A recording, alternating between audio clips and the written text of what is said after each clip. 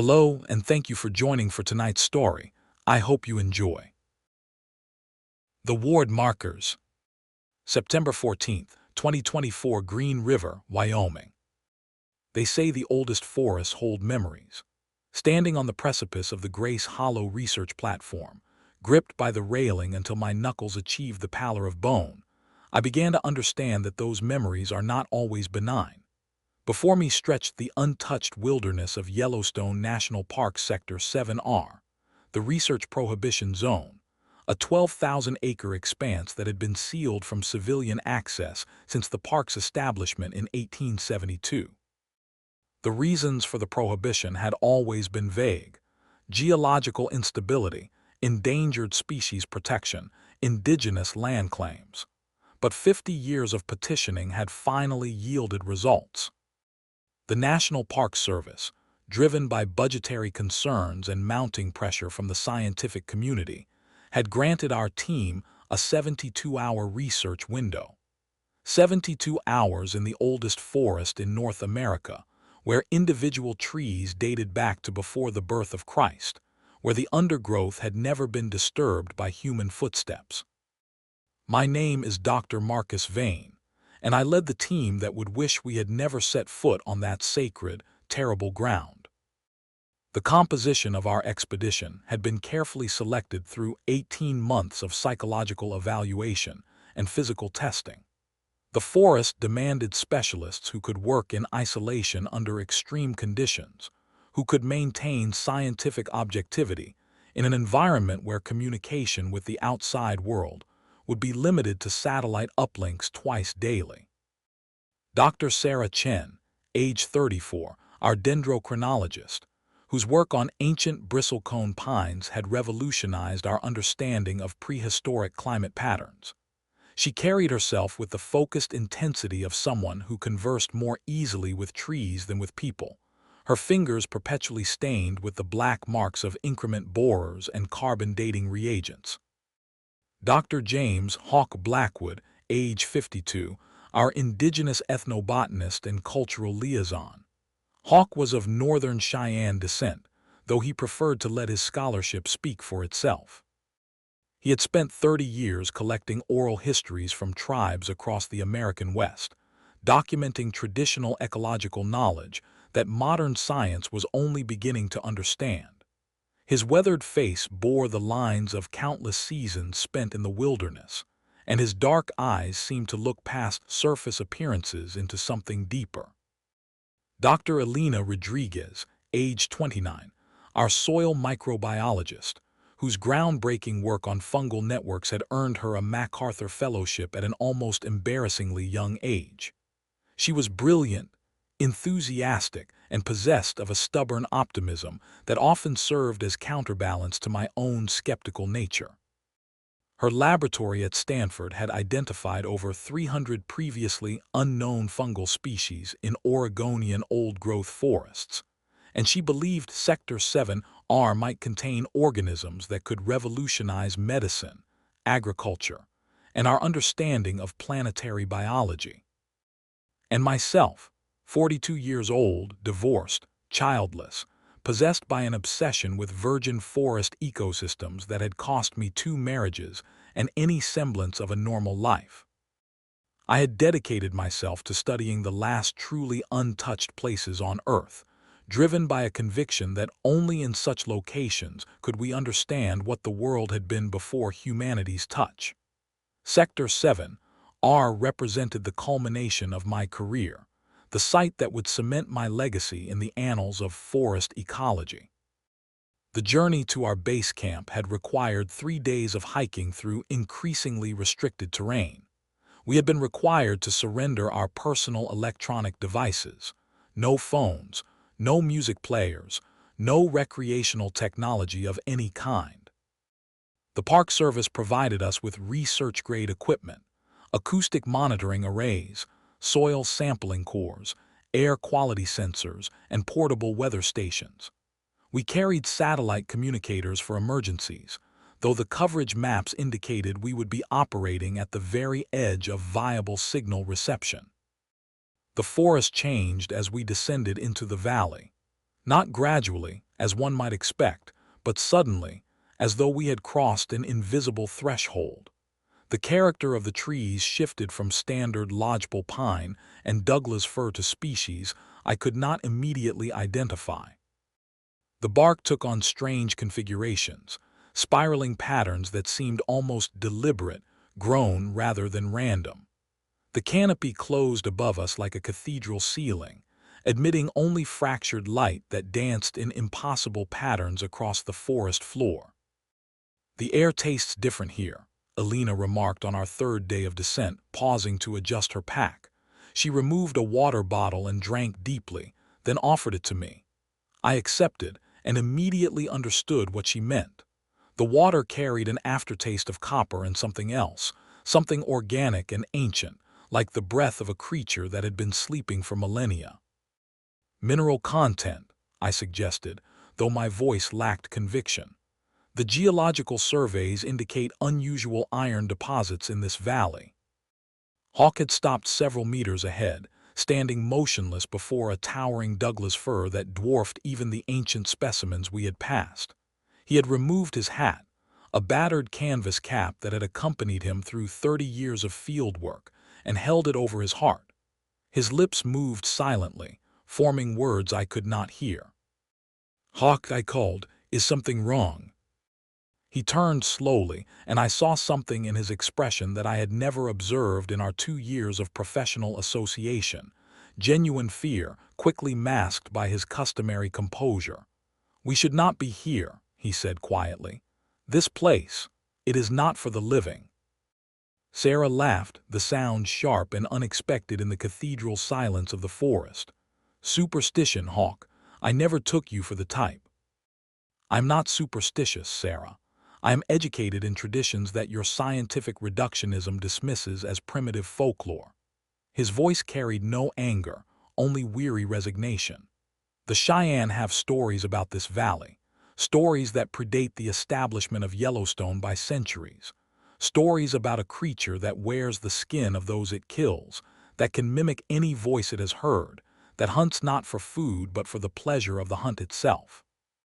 "The Skinwalker legend," Alina said, her interest visibly piqued. "I've read about that in the anthropological literature. Navajo primarily, though similar concepts appear in many indigenous cultures. Shape-shifting witches, usually created through some terrible violation of cultural taboo." "You reduce everything to academic categories," Hawk replied. "But yes, the Skinwalker. In Cheyenne tradition it is called the Oker-Hamasei, literally, the one who wears faces.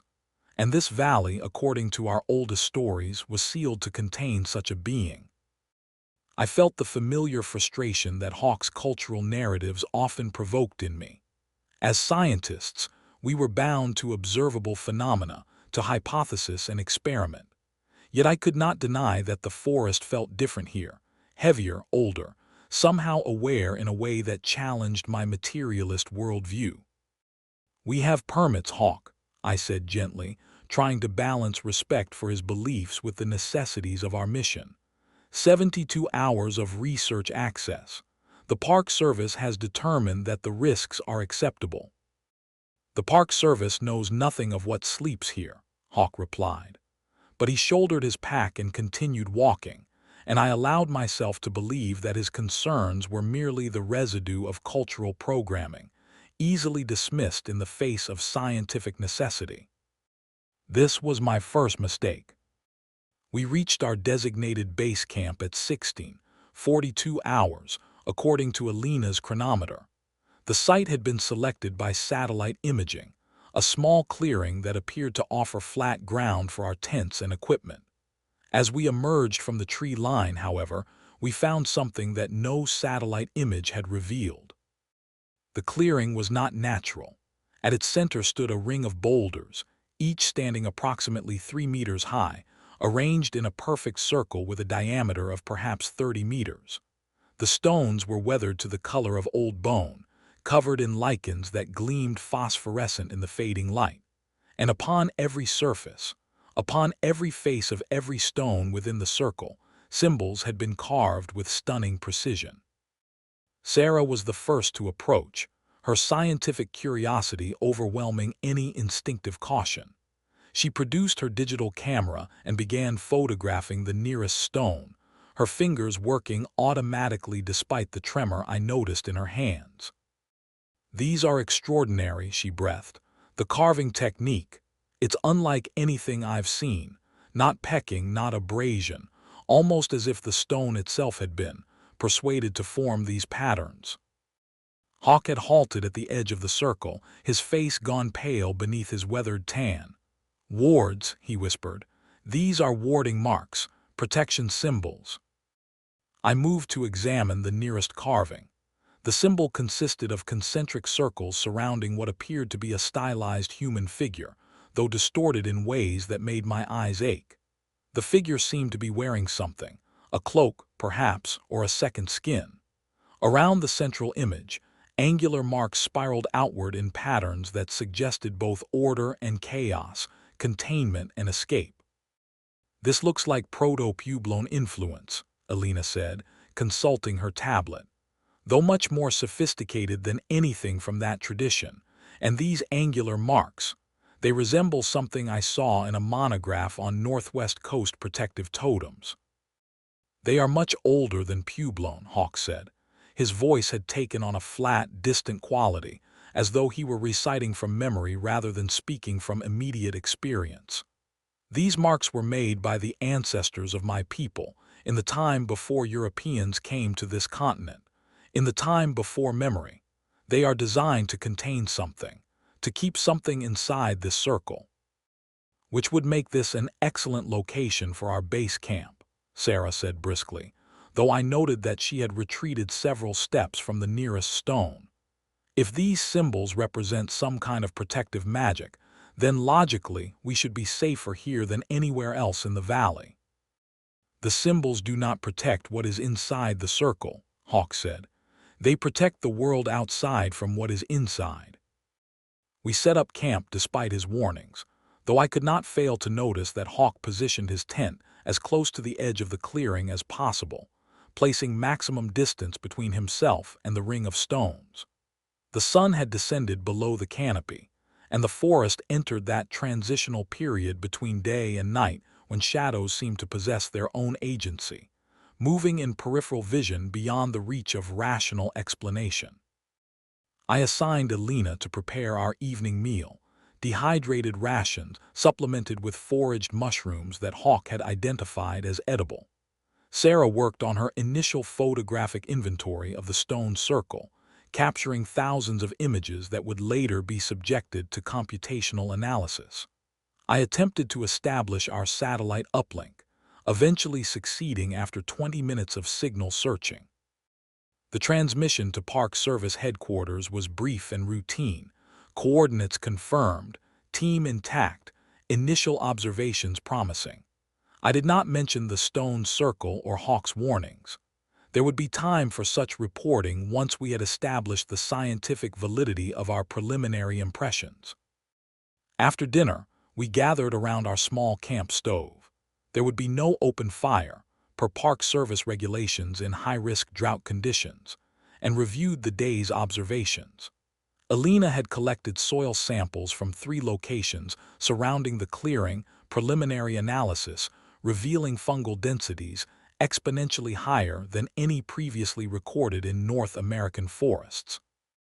"This is unprecedented," she said, her eyes bright with scientific excitement. "The mycelial networks here, they're not just dense, they're organized, almost neural in their complexity. I'm detecting chemical signaling between root systems that suggests some form of, well, I hate to use loaded terminology, but some form of communication." "The Wood Wide Web," Sarah said, referring to the popular term for fungal networks that connected forest organisms. "Though you're suggesting something beyond nutrient exchange." "Far beyond, I think." Alina paused, considering her words. "I think this forest may be, in some meaningful sense, aware of us, not conscious in the way we understand consciousness, but aware, responsive." Hawk had been silent throughout this exchange, staring into the middle distance beyond the reach of our camp lights. Now he spoke, his voice barely audible above the whisper of wind through ancient branches. "The Oker Hamasei does not hunt alone," he said. "It is part of the forest. It is the forest when the forest hungers." "Hawk," I began, intending to redirect the conversation toward more constructive territory. "Listen," he interrupted. We fell silent. At first, I heard only the ordinary sounds of old-growth forest at night, the rustle of small mammals in the undergrowth, the distant hoot of an owl, the creak of branches adjusting to temperature differentials. But then, beneath these sounds, I detected something else. Footsteps, heavy, deliberate footsteps, moving through the forest in a circular pattern around our clearing. Not the random movement of wildlife, but something purposeful, something aware. "Bear," Alina whispered. "Bears don't circle campsites with this precision," Sarah replied, her hand moving unconsciously toward the bear spray clipped to her belt. The footsteps continued for perhaps 5 minutes, completing 3 complete circuits of our position before fading into the deeper forest. I told myself it was a large predator, mountain lion, perhaps, or wolverine, investigating our unfamiliar scent. Such behavior was not unheard of in wilderness areas where human presence was rare. But I did not believe my own explanation. The night passed without further incident. I slept poorly, waking repeatedly to sounds that might have been wind or might have been whispers, unable to determine which was correct. At one point around 3:00 a.m. according to my watch, I thought I heard Hawk's voice chanting in a language I did not recognize, though when I emerged from my tent to investigate, I found him apparently asleep, his breathing slow and regular. Morning brought the return of courage that sunlight invariably provides. The stone circle, examined in clear daylight, seemed less ominous. Remarkable, certainly, of immense archaeological significance, but not actively threatening.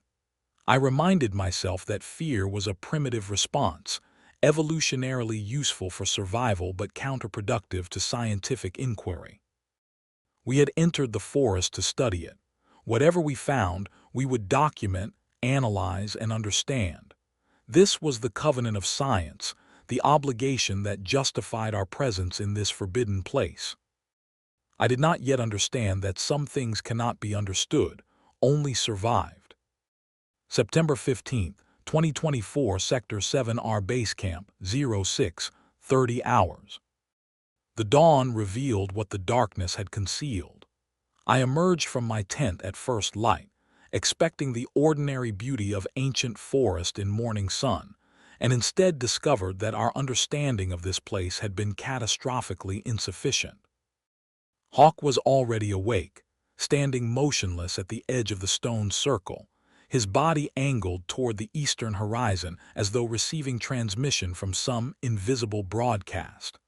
I approached quietly, not wishing to disturb what appeared to be meditation or prayer, but he turned before I could announce my presence. "The symbols have changed," he said. I followed his gesture to the nearest standing stone. In the dim light of dawn, I could see that he was correct. The carvings I had photographed the previous evening, the concentric circles, the stylized figure, the protective spirals, had transformed. The human shape at the center now appeared to be in motion, one arm extended outward as though reaching beyond the stone's surface. The circles that had contained it were fractured, split by new lines that seemed to vibrate when I attempted to focus upon them. "Impossible," I heard myself say. "Stone doesn't change overnight." "Stone breathes," Hawk replied. "Stone remembers, and when the thing inside wishes to be free, the stone suffers."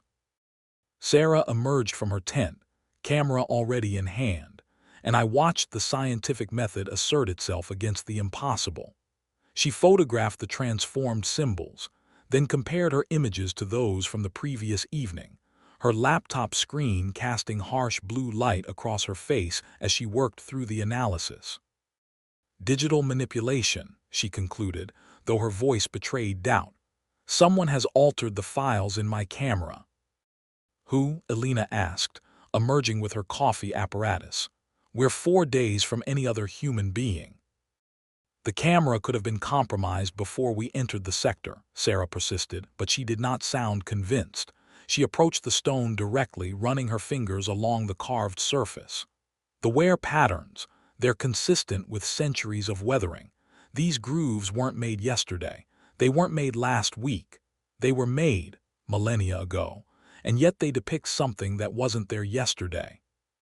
I assigned Alina to expand her soil sampling grid while Sarah continued her photographic documentation. Hawk remained at the stone circle, performing some private ritual that involved burning aromatic herbs in a small ceramic vessel. His lips moved continuously, forming words in a language that predated written history. My own tasks involved establishing the acoustic monitoring array. The equipment was sophisticated. Condenser microphones capable of recording frequencies from infrasound to ultrasonic, connected to a digital signal processor that would analyze patterns in real time. If there were animals in this forest previously unknown to science, the acoustic array would detect them. I worked through the morning, calibrating sensors and positioning microphones in a broad pattern surrounding our camp. The forest seemed to watch me progress, the trees leaning inward at angles that defied their structural integrity, their branches interlocking to form a ceiling that admitted only filtered green light. I found myself working more quickly than necessary, driven by an urgency I could not rationally explain. At noon, I returned to camp to find the others gathered around Hawk, who had produced from his pack a leather-bound journal that appeared to be several decades old. My grandfather's notes, he explained. He was a medicine man, the last of the true Cheyenne holy people in my family line. He recorded everything he knew about this valley. Your grandfather visited Sector 7R, I asked. I thought access had been restricted since 1872. The Park Service bureaucracy is a recent invention, Hawk said dryly. My grandfather's generation came and went as the spirits directed. He entered this valley once in 1953. He was the only member of his party to leave alive. The notebook passed from hand to hand, its pages brittle with age. The script was handwritten in a combination of English and Cheyenne, with illustrations that made my stomach tighten with instinctive revulsion. Drawings of humanoid figures wearing what appeared to be multiple layers of skin, the outermost layer peeled back to reveal the face of the victim beneath. Diagrams of protective circles similar to those surrounding our camp, marked with symbols that matched the stones precisely. According to my grandfather, Hawk continued, the Okir is not a creature in the material sense. It is a pattern that repeats through time, finding new hosts when the old ones wear out. It cannot be killed because it was never alive. It can only be contained. Contained by the stones, Alina said.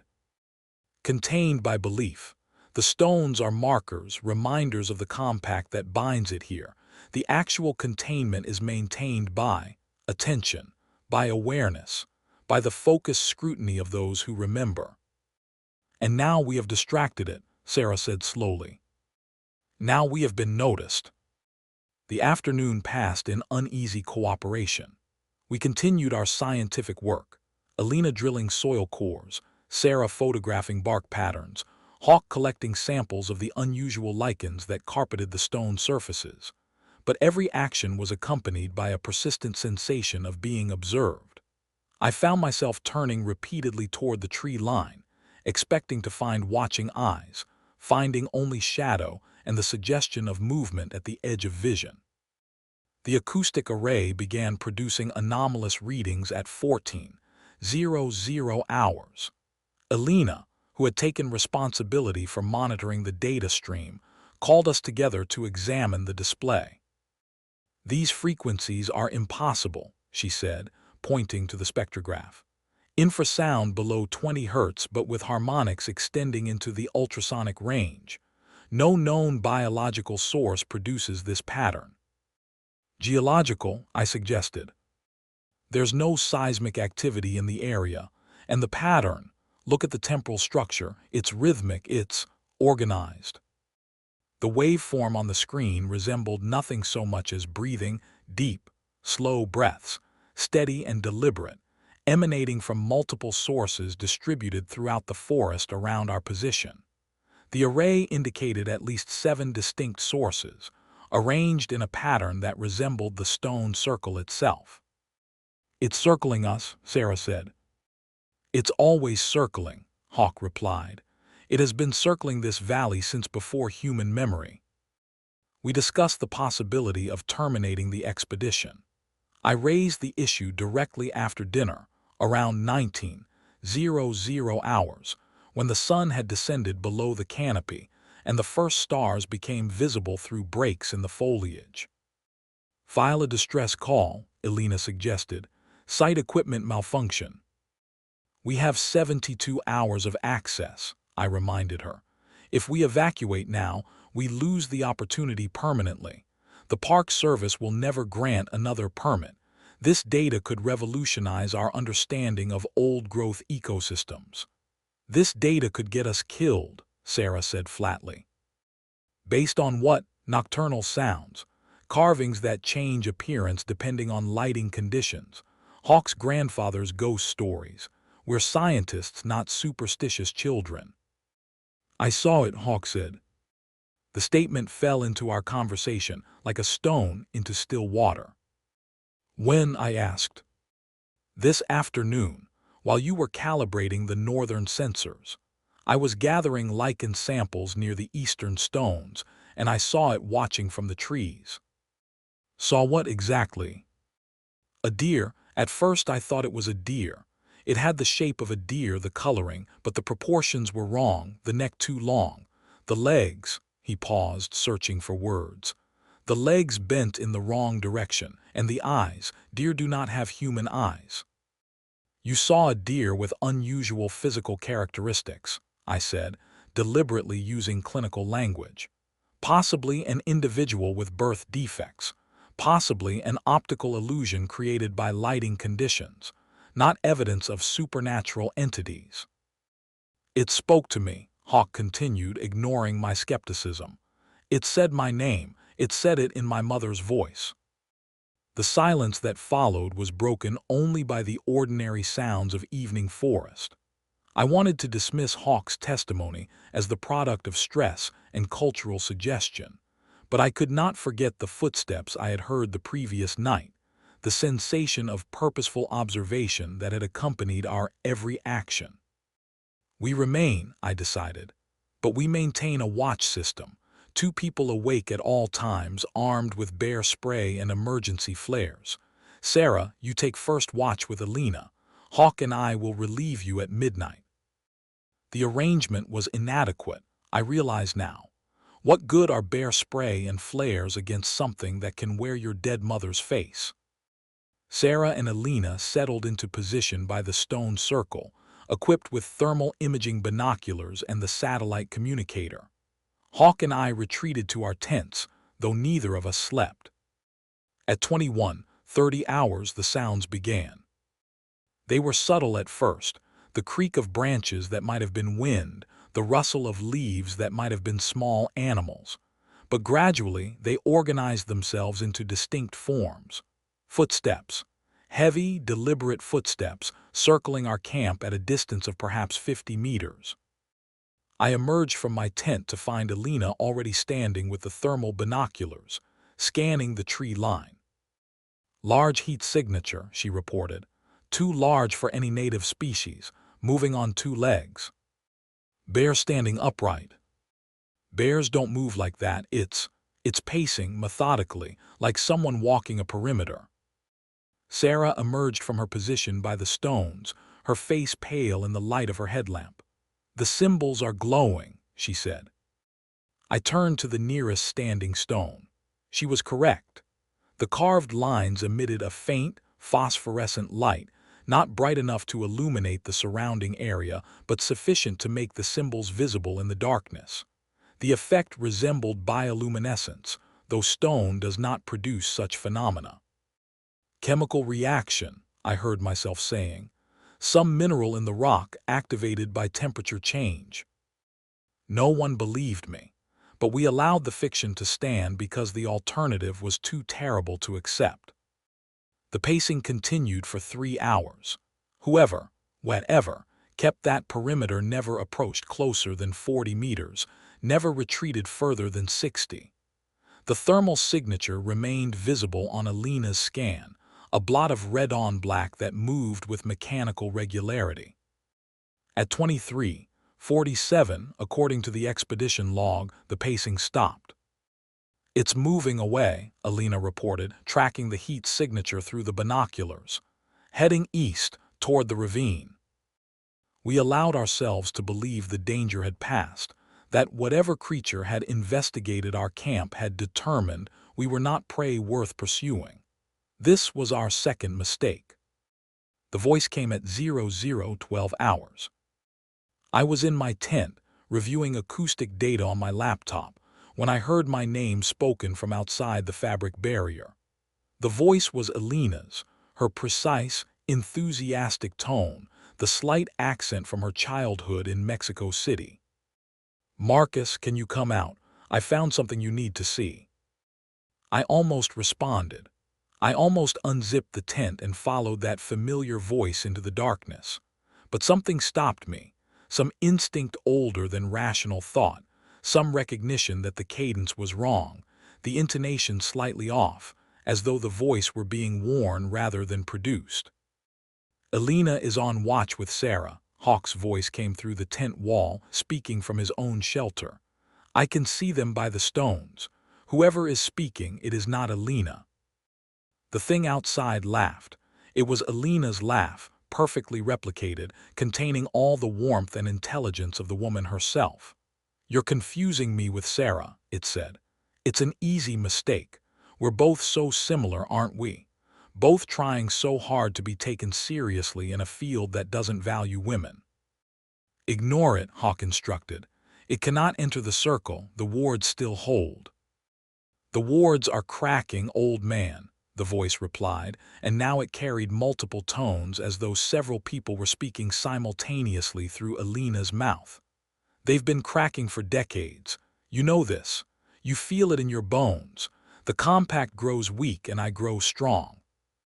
Alina and Sarah had retreated to the center of the stone circle, their faces illuminated by the glow of the symbols which had intensified to the brightness of moonlight. The voice continued to speak from the darkness, now cycling through different speakers. My ex-wife's voice, asking why I had never loved her enough. My father's voice, speaking from 6 years beyond the grave. The voice of my daughter, who I had never had, asking why I had abandoned her. "It knows us," Sarah whispered, her composure finally cracking. "It knows our secrets." "It has been listening," Hawk said. "It has always been listening." The voice continued for another hour, growing increasingly intimate, increasingly cruel, targeting each of us with specific vulnerabilities, specific regrets. It knew about Alina's brother who had died in childhood, about Sarah's failed marriage, about Hawk's estrangement from his children, about my father's final words that I had been too late to hear. "He said he was proud of you," the voice assured me, using my father's perfect intonation. "Even though you disappointed him every day of his life, even though you chose trees over family, research over connection, ambition over love. He said he was proud because he knew you would die alone, just as he did, and he wanted you to have that comfort at the end." I wept. I am not ashamed to admit it. The voice spoke truths I had never acknowledged to myself, truths wrapped in the vocal fingerprint of the man who had raised me. The Skinwalker, for I no longer doubted that's what we faced, was not merely a physical predator. It was a psychological one, feeding on the trauma and guilt that we carried within ourselves. "The sun will rise," Hawk said, though his own voice trembled. "It cannot maintain this level of manifestation indefinitely. The compact still holds enough strength to protect us through the night." He was right, though I would later wonder how he could be certain. As the first gray light appeared in the eastern sky, the voice faded, becoming once again the ordinary sounds of forest dawn. The thermal signature disappeared from Alina's scan. The glowing symbols on the stones dimmed to their previous faint luminescence. We survived the first night, but we were no longer the same people who had entered this valley. The Skinwalker had tasted our fear, memorized our voices, cataloged our weaknesses. It would return, and when it did, it would be wearing familiar faces. The morning of September 15th dawned clear and cold, the air carrying the metallic taste I had noticed upon our arrival. We gathered around the cold remains of our camp stove, no one speaking, everyone avoiding eye contact. The intimacy of the night's violation was too recent, too raw. We had been seen too completely to maintain professional distance. "I counted the footsteps," Alina said finally. "During the night, 312 circuits of the camp, at an average pace that would indicate a stride length of," she consulted her notes, "approximately 42 inches. That's consistent with a humanoid form of approximately 6 feet in height." "It was not human," Hawk said. "It was wearing someone," Sarah added. "Did you notice?"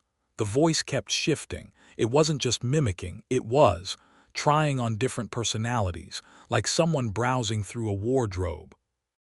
"It collects voices the way some people collect stamps," Hawk agreed. "Each person it takes adds to its repertoire. My grandfather estimated it had assimilated over 300 individuals over the centuries. Their memories, their mannerisms, their relationships. It becomes them more completely than they were themselves." I forced myself to focus on practical matters. "We have 48 hours remaining on our permit. We can either continue the research mission with enhanced security protocols, or we can initiate emergency evacuation procedures. I want each of you to state your preference clearly." "Evacuation," Alina said immediately. "Evacuation," Sarah agreed.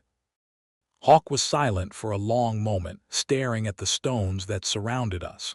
"If we leave now," he said finally, "we break the circle. The concentrated scrutiny of 4 trained observers maintains the containment. If we abandon this place, the compact weakens further." "You're saying we're protecting the world by staying here?" I asked. "I am saying we have a responsibility, not to science, not to the Park Service, to the innocents who would be hunted by this thing if it were allowed to fully manifest." "That's not our job, Hawk. We're not priests or soldiers, we're scientists." "Then be scientists," he challenged. "Observe, record, understand, that is what you came here to do." We compromised. We would continue for 24 hours, gathering as much data as possible while maintaining constant vigilance. At the first sign of physical aggression, we would initiate emergency evacuation. The satellite communicator would remain powered on, ready to transmit our coordinates at a moment's notice. It was a fatal decision. Not because we stayed, staying or leaving would have made no difference by that point, but because we believed we had time. The Skinwalker had already begun to hunt. The morning passed in brittle silence. Even the forest sounds felt muffled. No birdsong, no rustling undergrowth, as if the trees themselves were holding their breath. Alina's hands shook visibly as she recalibrated her soil probes, the needles sinking into ground that seemed to pulse beneath us. Sarah photographed the same lichen-smeared stone 3 times without realizing it, her eyes darting to the tree line between shots. Only Hawk moved with purpose, methodically reinforcing the perimeter with lines of crushed herbs that left bitter streaks in the air. I checked the acoustic array at noon. The waveform had stabilized into something resembling a heartbeat, slow, steady, and utterly impossible for any known geological formation. When I magnified the harmonics, the pattern resolved into distinct vocal signatures. My own breathing hitched as I recognized them. Sarah's clipped consonants, Alina's rolling RS, Hawk's guttural pauses between words.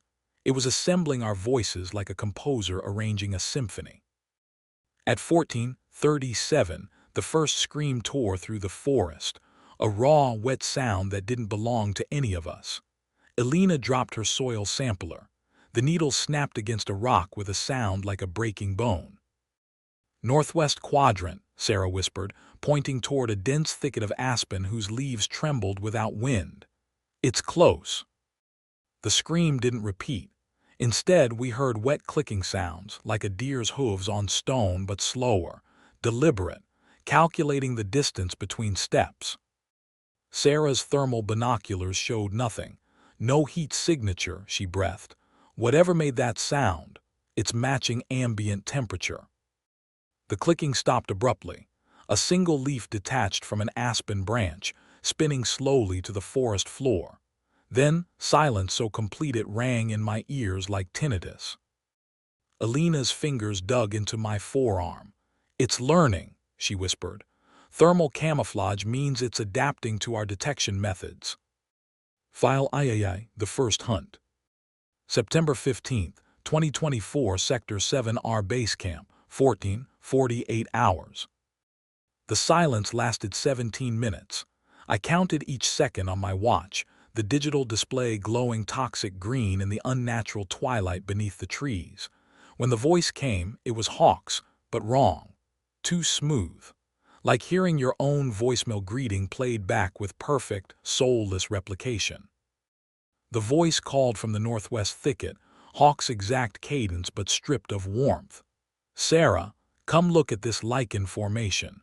It's exhibiting bioluminescent properties." Sarah stiffened. Her fingers twitched toward the bare spray clipped to her belt. "That's not Hawk," she whispered.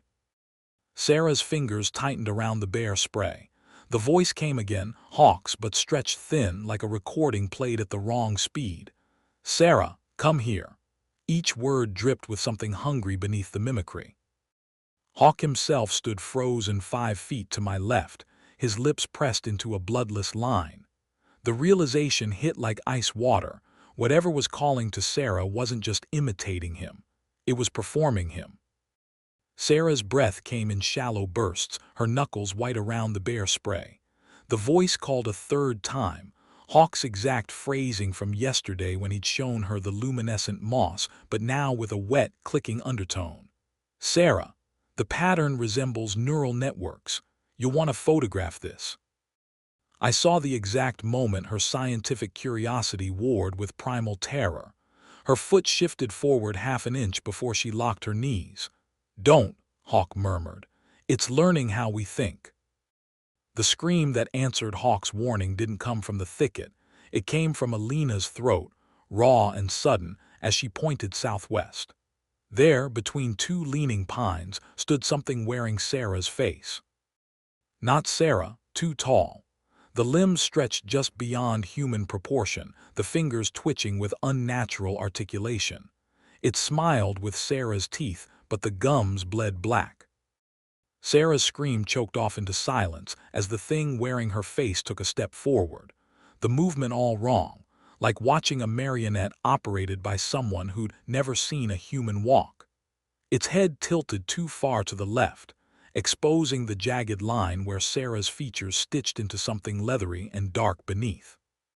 "Photograph this," it rasped in Sarah's voice, stretching her mouth wider than any human jaw could stretch.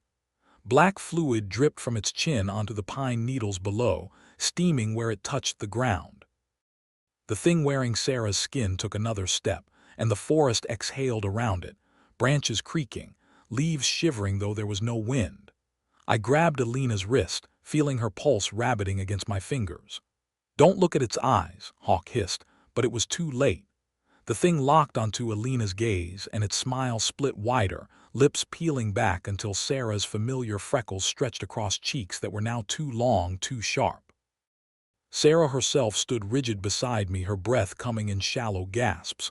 "That's not me," she whispered. "That's not me." The thing tilted its head, mimicking her inflection perfectly. "That's not me," it parroted, then laughed, a sound like cracking ice. The thing wearing Sarah's face took another step, left knee bending backward like a deer's leg, and Alina's scream shattered the stillness. Sarah lunged forward with the bare spray, her hand shaking so badly the aerosol cloud dispersed uselessly between them. The creature inhaled the chemical mist with a wet, pleased sound. "It learns fast," Hawk muttered, already pulling a leather pouch from his jacket. He scattered black powder in a wide arc, the granules hissing where they touched the pine needles. The thing pretending to be Sarah recoiled, its stolen face twisting in something like recognition. The creature froze mid-step, Sarah's stolen face slackening, then melting.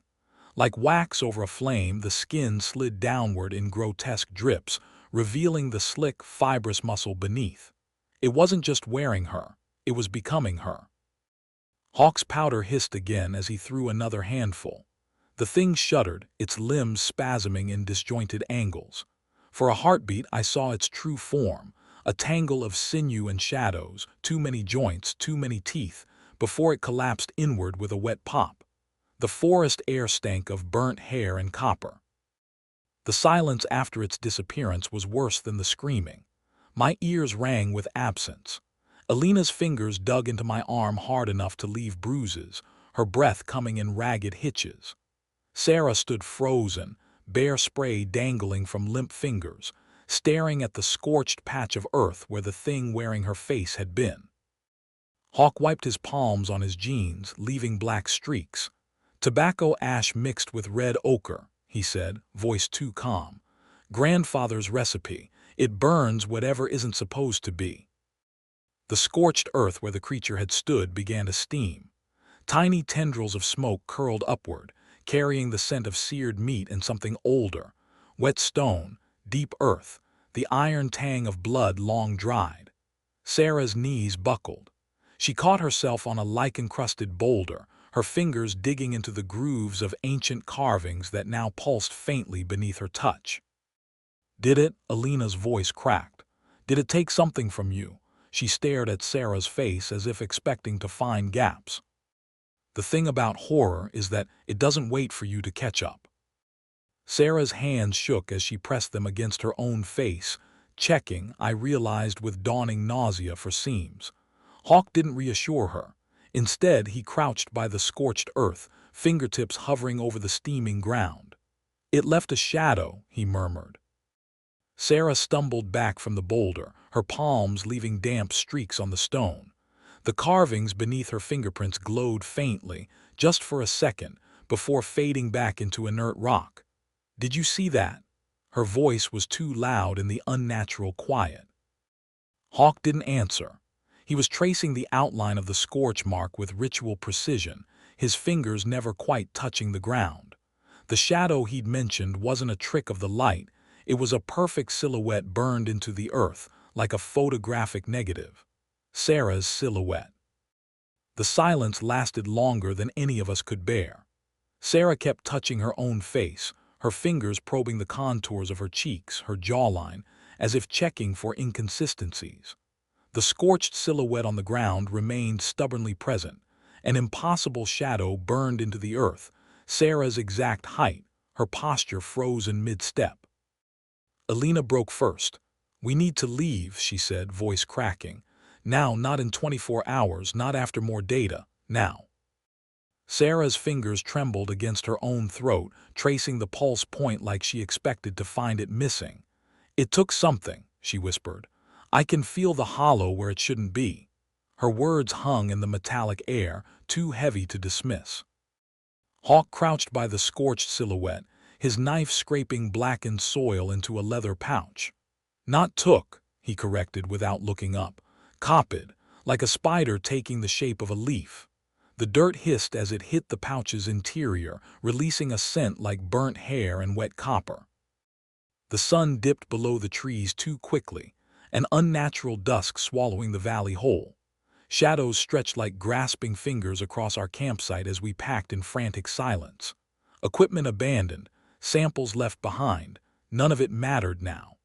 The scorched silhouette of Sarah still smoldered faintly when I dared to glance back, tendrils of smoke curling upward in mocking spirals. Hawk moved with grim precision, tracing symbols in the dirt with his knife, older patterns than the stone carvings, glyphs that made my eyes water if I stared too long. "The wards won't hold it," he muttered, pressing his palm over fresh cuts on his forearm. Blood dripped onto the markings, sizzling where it touched. "But they'll slow it down." The first gunshot shattered the silence at 16:23 hours. Not one of ours. We carried no firearms, but a sharp, military-precise report echoing through the valley from the northeast. The sound triggered a cascade of reactions. Alina dropped her pack with a choked gasp. Sarah's head snapped toward the tree line like a prey animal sensing vibration, and Hawk's knife stilled mid-carving. Only then did I notice the shallow cuts along his forearms, the way his blood darkened the soil in precise, spiraling patterns. The gunshot's echo hadn't faded before the forest erupted in motion. Branches snapped like brittle bones as something large moved toward the sound, not fleeing, but hunting. The air thickened with the scent of ozone and rotting meat. "Military patrol," Hawk whispered, fingers tightening around his bloodied knife. "They test the perimeter every 3 days," Grandfather's journal mentioned. The gunshot's echo still pulsed through my temples when the screaming began. Human screams this time, raw and panicked, cutting through Sector 7R's unnatural silence. Then came the wet, crunching sounds. Too many joints moving at once. Sarah grabbed my arm. "We run now," she hissed.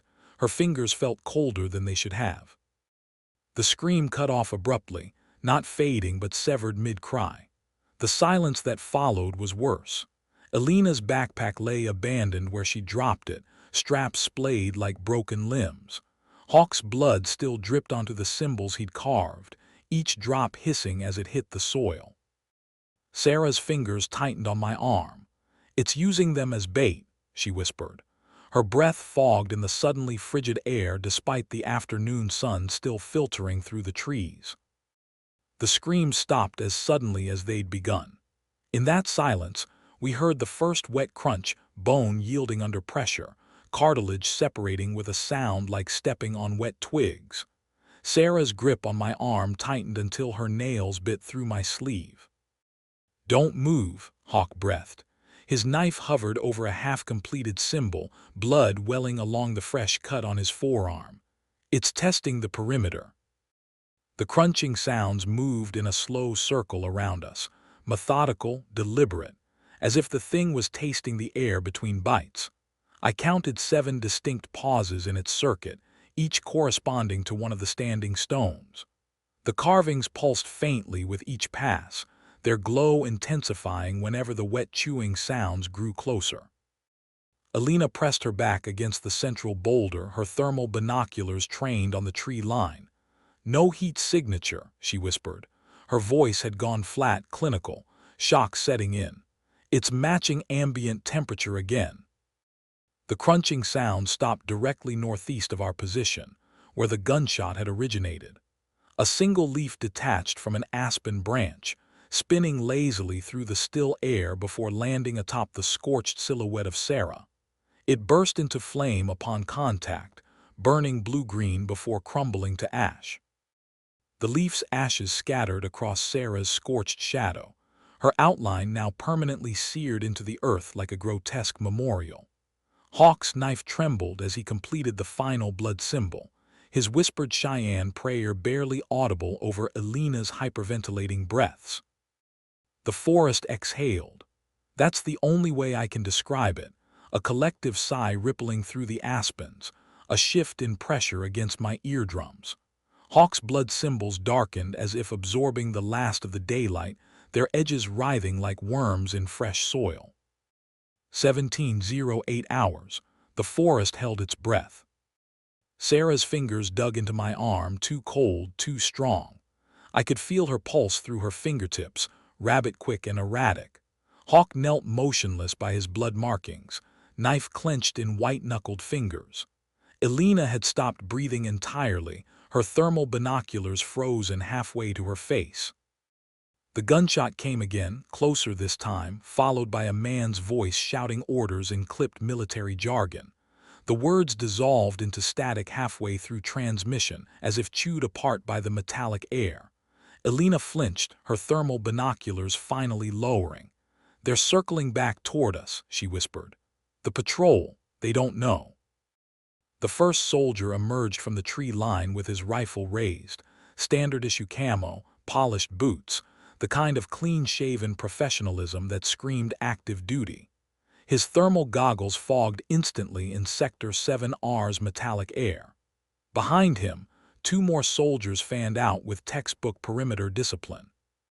The lead soldier's radio crackled with distorted voices, half human, half static, as he stepped into the stone circle.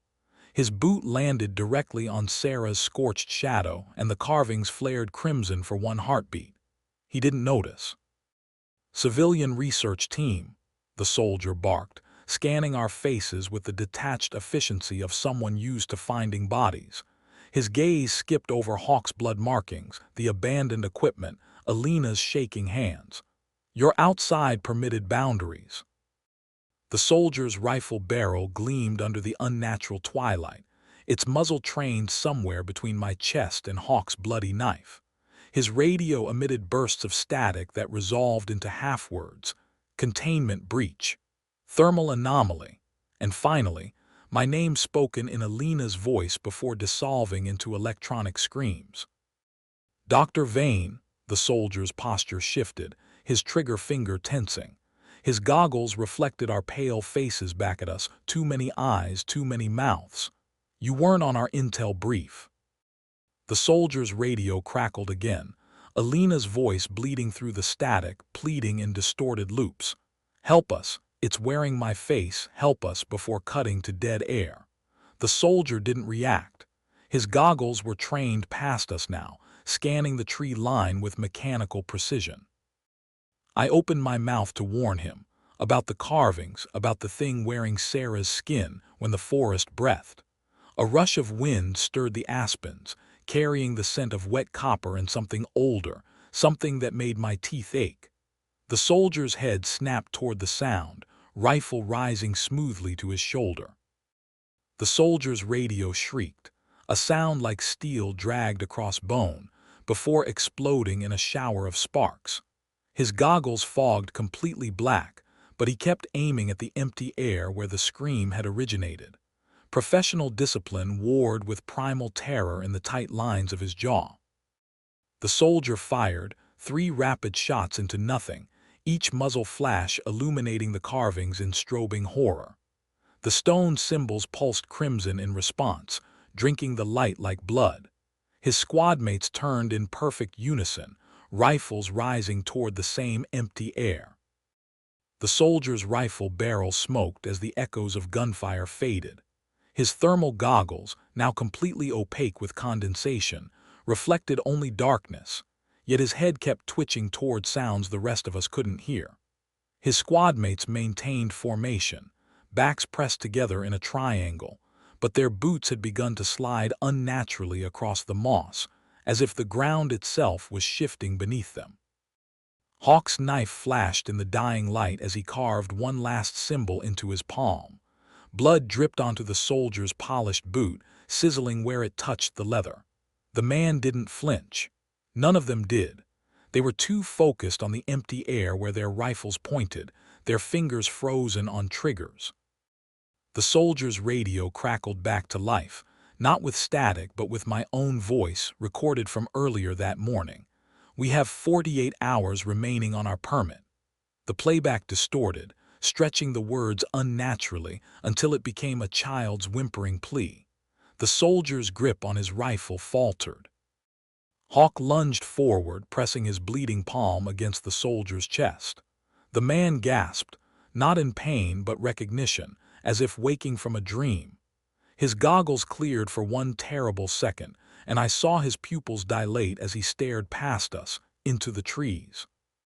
The soldier's lips parted, not to scream, but to form a single word that never made it past his teeth.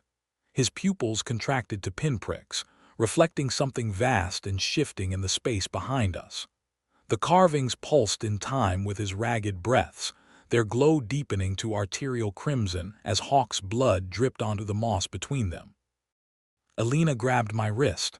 "Don't look," she whispered, but it was too late. The soldier's voice cut through the static, sharp as his polished boots snapping twigs underfoot. "Evac Protocol Alpha 9, he barked, fingers twitching against his thermal goggles adjustment dial. The lenses kept fogging, not with condensation, but with something darker, thicker, like oil spreading across water. His pupils flickered between dilated and pinprick tight, tracking movement none of us could see just beyond the tree line.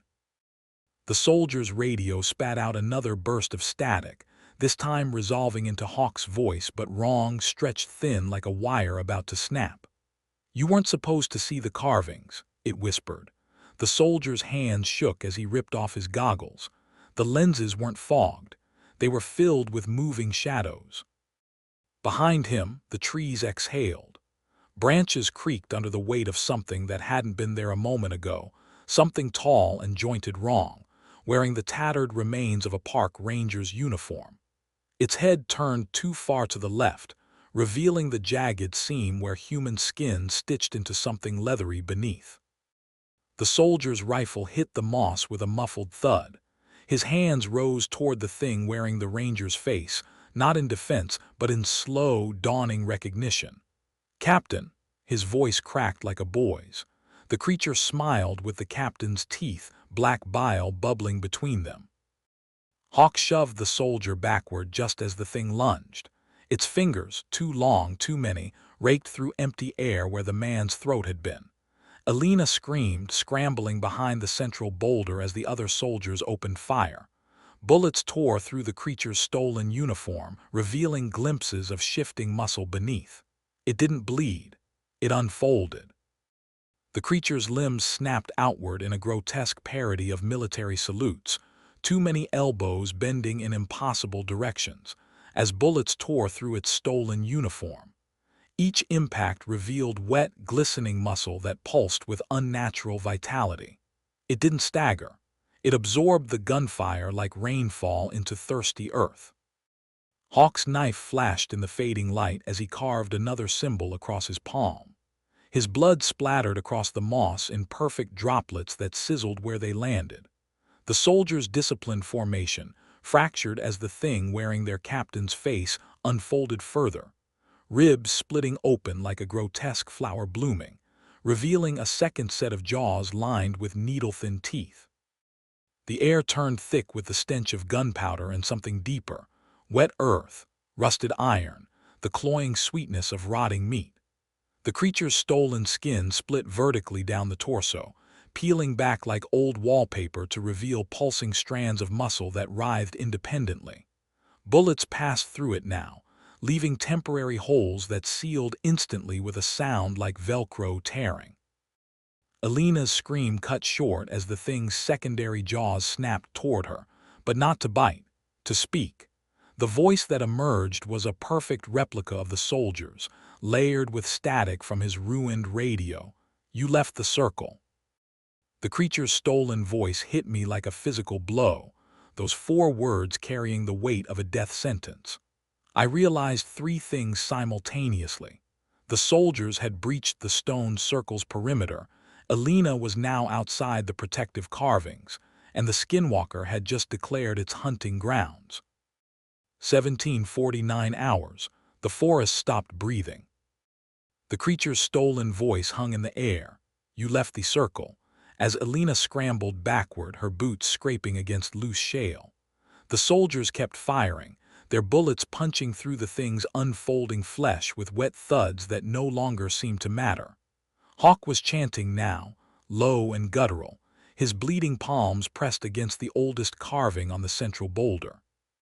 The gunfire stopped when the first soldier's rifle clicked empty. In that sudden silence, the Skinwalker exhaled, a sound like wind through rotten logs. Its captain's face slid off in one wet sheet, hitting the moss with a slap. Beneath, the muscle fibers rearranged themselves into something vaguely humanoid, then not. The Skinwalker's breath smelled like old blood and wet stone, not just in my nose but coating the back of my throat, thick enough to choke on. It stepped forward on limbs that kept changing, first human, then deer, then something with too many joints, as the soldier's bullets tore through its shifting flesh without effect.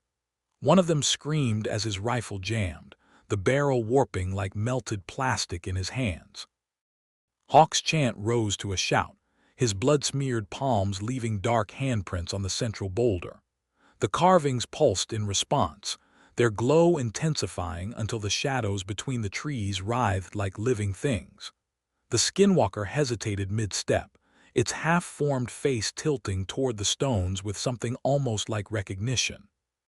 The Skinwalker's hesitation lasted 3 breaths, long enough for me to notice the way its stolen muscles twitched in time with Hawk's chanting, not resisting, learning. Alina scrambled toward the stone circle, her fingers digging into the moss as she dragged herself over the carved boundary.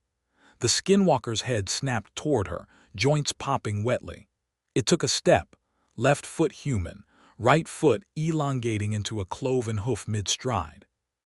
The Skinwalker's hoof hit the boundary stone with a crack like splitting bone. Hawk's chant stuttered as the creature's form liquefied for one terrible second, muscles sliding over bones like mercury, before reforming into a grotesque parody of Alina's silhouette. It spoke with her voice, but the words came out wet and doubled as if 2 throats were struggling to coordinate. "You don't belong here." Hawk's chanting cut off with a wet gasp. The creature wearing Alina's shape smiled with her teeth, too many teeth, layered like shards of glass, and took another step. This time its foot passed over the boundary stone without resistance. The carvings flared crimson, then dimmed like dying embers.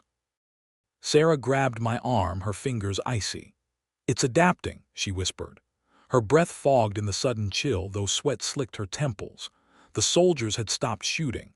They stood frozen, rifles dangling, eyes wide as the thing wearing Alina's skin stretched its arms, too long, the elbows bending backward, and reached for the nearest man. The soldier didn't scream when the thing wearing Alina's face touched him. He sighed, a wet, surrendering sound, as its fingers curled around his wrist. His skin puckered where they made contact, bubbling like hot wax. The creature leaned in, close enough to kiss, and inhaled sharply through nostrils that hadn't been there a second ago. "Private Daniels," it murmured in Alina's voice, but lower, rougher. "You shot a coyote near mile marker 12 last Tuesday." The soldier's pupils dilated. The creature smiled wider. "It wasn't a coyote." Daniel's knees buckled. The Skinwalker held him upright effortlessly, its grip sinking deeper into his flesh. Tendons snapped like over-tightened strings as his arm elongated grotesquely, fingers spasming against the rifle trigger. A single shot rang out, wild, useless, before the weapon clattered to the ground. Daniel's scream started low, a wet, gurgling sound, before shattering into something inhuman. His jaw unhinged like a snake's, skin stretching taut over bones that shifted under the surface. The Skinwalker held him upright as his uniform split along the seams, buttons pinging off tree trunks like gunfire. Hawk's knife flashed again, this time slicing through his own forearm in one practiced motion. Blood arced through the air, splattering across the creature's stolen face. Where it struck, Alina's features bubbled and peeled away in rancid strips. The Skinwalker hissed, a sound like steam escaping a cracked pipe, and dropped Daniel's twitching body. Daniel's body hit the moss with a wet thud, not crumpling but spreading, limbs twisting into positions no human joint should allow. His skin rippled like disturbed water, features dissolving into a featureless mask. The soldiers' formation broke completely as 2 of them vomited violently, their rifles forgotten in the undergrowth. The Skinwalker turned its peeling face toward Hawk, Alina's remaining eye rolling wildly in its socket. "Clever," it rasped through lips that kept melting and reforming. "But blood only burns once." Its voice fractured mid-sentence, splitting into a chorus of stolen tones. Sarah's gasp layered over Daniel's dying groan, my own clipped commands from yesterday's log entries. Alina crawled toward us on hands and knees, her real voice a shredded whisper. "The carvings, they're not containment." She pressed her palm against the central boulder, leaving a bloody handprint that sizzled against the ancient glyphs. "They're instructions." The carvings pulsed beneath Alina's bloodied hand, once, twice, then flared white-hot. The glyphs weren't just markings, they were alive, writhing under her touch like snakes startled from sleep. Hawk's eyes locked onto them, his knife hovering midair. They're teaching us how to see it, he breathed. Not fight it, see it. The Skinwalker's stolen face twitched. Its melting features reformed into something older, deeper, the bones beneath shifting like tectonic plates. Its mouth opened, but no sound came out. Not yet. Alina's handprint smoked where it met the stone. It's a map, she whispered. The carvings, they show where it's weak. Her voice cracked. Where it joins. The glyphs pulsed brighter, searing themselves into my vision. Not just carvings now, but living lines of fire tracing the creature's anatomy. I saw it then, truly saw it. The jagged seams where stolen flesh stitched into something older, the pulsing hollow beneath its ribs where no heart beat, only a darkness that drank the light. Hawk didn't hesitate. His knife sliced downward, not at the Skinwalker but at his own palm again. Blood hit the central boulder in an arc, following the glyph's branching paths like water finding dry riverbeds. The stone screamed, not metaphorically. The sound vibrated through my molars, a subsonic wail that made the aspens shiver. The Skinwalker stumbled back, first time it had ever retreated, its stolen face contorting in something almost like panic. The soldiers were screaming too, but their voices came from its throat now, perfect replicas shredded by static. Alina grabbed my arm, her nails drawing blood. Look at where it's joined, she gasped. The Skinwalker's stolen flesh rippled where the carving's light touched it, seams splitting open like overstitched wounds, revealing glistening darkness beneath. Hawk's blood snaked across the boulder, igniting glyph after glyph in crimson fire. With each new symbol that flared, the creature shuddered as if struck by invisible blows. One of the soldiers, the one who'd called me by name, lunged forward with his combat knife. His blade sank into the Skinwalker's side where Alina had indicated, right where the stolen flesh joined. Black fluid oozed from the wound, thick as tar. The creature didn't scream. It laughed, a wet, choking sound using Daniel's vocal cords. Then the knife melted in the soldier's hand. The knife dripped molten metal onto the moss, hissing like acid. The soldier screamed, not from pain, but from the sudden absence where his fingerprints used to be. His hands were smooth now, blank as mannequin flesh. The Skinwalker exhaled, and the scent of burning plastic filled the clearing. Alina's bloody fingers traced the central glyph. It doesn't just wear skins, she whispered. It becomes. The carvings pulsed in response, their light etching the creature's true outline into the air, a jagged silhouette of negative space where reality itself seemed to fray. Hawk's next cut was deeper. His blood hit the boulder in a crimson spray and the glyphs flared brighter, not just light now, but information. I saw the pattern then, the way the Skinwalker's stolen flesh connected to the void beneath in precise geometric points, like stitches holding a nightmare to the world. The soldier collapsed, clutching his featureless hands to his chest as the Skinwalker inhaled sharply, not breathing, but consuming.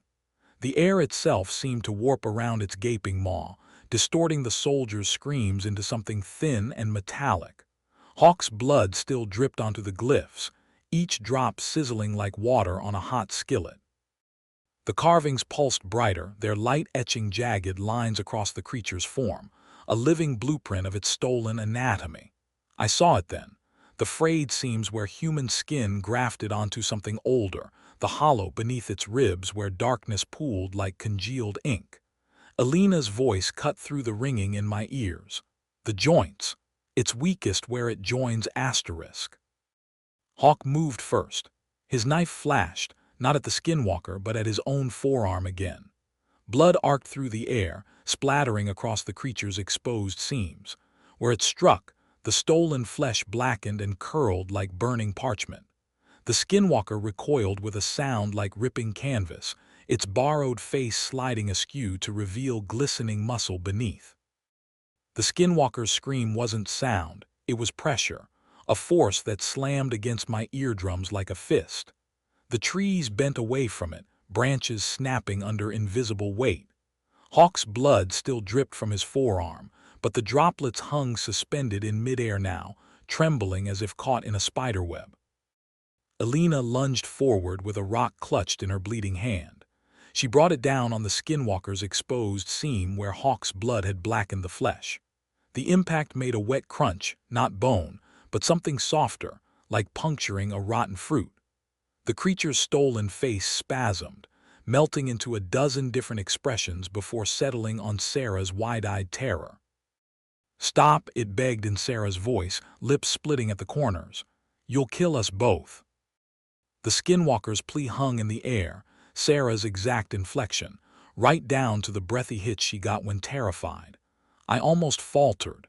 Then Alina drove the rock deeper with a wet squelch, her teeth bared in a grimace that had nothing to do with courage. The creature's stolen face rippled, features dissolving like wet clay. Hawk's suspended blood droplets suddenly fell, splattering across the creature's distorted chest. Where each drop landed, the skin blackened in intricate fractal patterns, an exact match to the boulder's glyphs. The Skinwalker arched backward with a sound like glaciers splitting, its limbs spasming in 4 different directions at once. The soldier with melted fingerprints grabbed Alina's arm. "The joints," he rasped. It said joints. His blank fingertips left smears of something dark and viscous on her sleeve. Together they wrenched the rock sideways, not pulling it out but twisting, and the creature's scream became physical, a concussive wave that knocked us all backward. The Skinwalker's scream vibrated through my ribs like a tuning fork struck against bone. My vision swam as I hit the moss, not falling but pushed, the air itself shoving me down with invisible hands. Alina's rock clattered somewhere to my left, its surface blackened with whatever passed for the creature's blood. Hawk was already moving, his knife carving a fresh symbol into his palm. Blood welled dark and thick, dripping onto the glyphs at his feet. The symbols drank it greedily, pulsing with a light that wasn't quite light, something deeper, older, that made my teeth ache to look at directly. The Skinwalker convulsed where Alina had struck it, its stolen flesh rippling like disturbed water. Sarah's face melted away, revealing patches of slick muscle beneath. Its mouth gaped 2 wide, vocal cords shredding as it attempted another scream. But this time, no sound came out. Just pressure. A vacuum where sound should be. The silence was worse than the screams. The Skinwalker's gaping maw flexed soundlessly, its stolen throat collapsing inward with each attempted cry. Hawk's blood kept dripping onto the glyphs, each drop hissing like acid on metal. The carvings pulsed in response, not light but absence, swallowing the twilight in jagged gulps. Alina scrambled backward, her fingers finding my wrist. "It's working," she breathed. Her palm left bloody streaks on my skin. "The glyphs are." The ground lurched. Not an earthquake, but a twisting, as if reality itself had snapped like a rubber band. The Skinwalker's form blurred at the edges, its outline fraying into the trees. For one vertiginous second, I saw through it, to the hollow beneath its ribs where darkness churned like storm clouds. The forest inverted. One moment I was staring at the Skinwalker's dissolving form. The next, the trees bent inward like a camera lens twisting focus, their trunks warping around the creature in perfect concentric circles. Hawk's blood symbols ignited along the ground in a sudden ring of fire, their flames black at the core. The Skinwalker's scream returned, not sound but substance, a physical force that punched through my chest and left my ears ringing with static. Its stolen flesh slewed off in wet sheets, revealing glistening muscle that pulsed with unnatural rhythm. Alina's rock still protruded from its side, the stone now fused seamlessly with the creature's twisting anatomy. The air tasted like burnt copper and wet stone, too thick to inhale properly. My lungs seized as the Skinwalker's scream vibrated through my ribs, shaking loose something primal in the base of my skull. Hawk's black-flamed symbols cast no heat, only a crawling sensation across my skin like invisible spiders. Alina's fingers dug into my forearm hard enough to draw blood. "Don't blink," she whispered. Her pupils were fully dilated, black swallowing blue. "It moves between heartbeats." The Skinwalker's form flickered, Sarah's face melting into Daniel's twisted features for half a second before resolving into something older. Its mouth kept moving, forming words we couldn't hear over the ringing silence. The soldier with melted fingerprints groaned, clutching his featureless hands to his chest as dark fluid seeped between his fingers. The soldier's hands weren't just blank, they were spreading. The smoothness crept up his wrists like spilled ink, dissolving the tattoos his wife had kissed before deployment. He opened his mouth to scream, but his lips sealed shut with a wet smack, skin fusing seamlessly. The Skinwalker exhaled, a sound like a death rattle played backward, and the soldier's eyelids melted shut. Hawk's knife flashed again. This time he carved the symbol into his own chest just above the heart. Blood welled dark and thick, dripping onto the central glyph. The stone drank it in, pulsing like a dying star. The Skinwalker's head snapped toward him, its stolen face twitching in recognition or hunger. Now, Hawk gritted through clenched teeth. His blood hit the glyph in a steady stream now, sizzling where it touched. The carvings flared white-hot, their light etching the creature's true form into the air, a jagged silhouette of negative space, limbs branching like fractured ice. The soldier collapsed, no longer screaming, no longer human, his body folding inward like wet origami. His uniform split along seams that shouldn't exist, revealing smooth, featureless flesh beneath. The Skinwalker inhaled sharply, and the air around the soldier warped, his form stretching toward the creature like taffy. Hawk's blood hit the central glyph one last time. The impact didn't sizzle, it sang, a single pure note that vibrated through my molars. The Skinwalker's stolen face spasmed, Sarah's features dissolving into the soldier's blank visage for half a heartbeat before both melted away entirely. What remained wasn't a face, but a hole, a yawning absence where something primal and ravenous waited. The forest held its breath. Even the wind died as Hawk's blood pooled in the glyph's deepest groove, forming a perfect circle. The Skinwalker's form flickered like a failing projection, Sarah's wide eyes one moment, the soldier's melting face the next, before stabilizing into something far worse, an absence, a human-shaped void where light bent wrong. Alina's grip on my arm turned vice-tight. "It's unraveling," she whispered. Her breath fogged in the sudden chill, though sweat slicked her temples. "The carvings show the seams." The Skinwalker took a step forward, left foot human, right foot elongating into something cloven mid-stride. Hawk's glyphs flared crimson where his blood touched them, etching jagged lines across the creature's form. I saw it then, the frayed edges where stolen flesh grafted onto darkness, pulsing like exposed nerves. The soldier's body made a sound like wet paper tearing as the Skinwalker inhaled again. His form stretched thinner, arms elongating, fingers melting together, until he was little more than a pale ribbon of flesh twisting toward the creature's gaping maw. Hawk's chant rose to a scream, his chest wound pulsing blood in time with the glyph's crimson glow. Alina's rock was still embedded in the Skinwalker's side, its surface now blackened and cracked. She lunged for it, her fingers closing around the stone just as the creature's form shivered, not recoiling but reconfiguring. The rock came free with a wet slurp, trailing viscous strands of something darker than blood. The hole it left behind didn't bleed. It breathed, edges flexing like gill slits. The glyphs flared white-hot as Hawk collapsed to his knees, his blood now flowing upward, defying gravity, to trace the carvings in precise, geometric patterns. The Skinwalker's stolen face spasmed, features dissolving into the soldier's blank visage for one terrible second before both melted away entirely. What remained was neither human nor animal, but a tear, a jagged rip in reality where the trees behind it bent at impossible angles. The glyphs pulsed once, a final, shuddering heartbeat, before the light died completely. Hawk's body hit the moss with a wet thud, his blood still suspended in midair for one impossible second before raining down in perfect crimson droplets. Each one sizzled where they struck the creature's exposed seams, burning through the last remnants of stolen flesh like acid through parchment. The Skinwalker didn't scream this time. It unmade sound, a vacuum that tore at my eardrums as its form collapsed inward, limbs twisting into impossible geometries. The soldier's stretched body snapped back like a broken rubber band, his featureless face contorting in silent agony as the creature's maw yawned wide enough to swallow him whole. Alina was moving before I could stop her. She plunged her hand into the gaping wound left by the rock, fingers disappearing into that breathing darkness up to the wrist. Her scream wasn't human.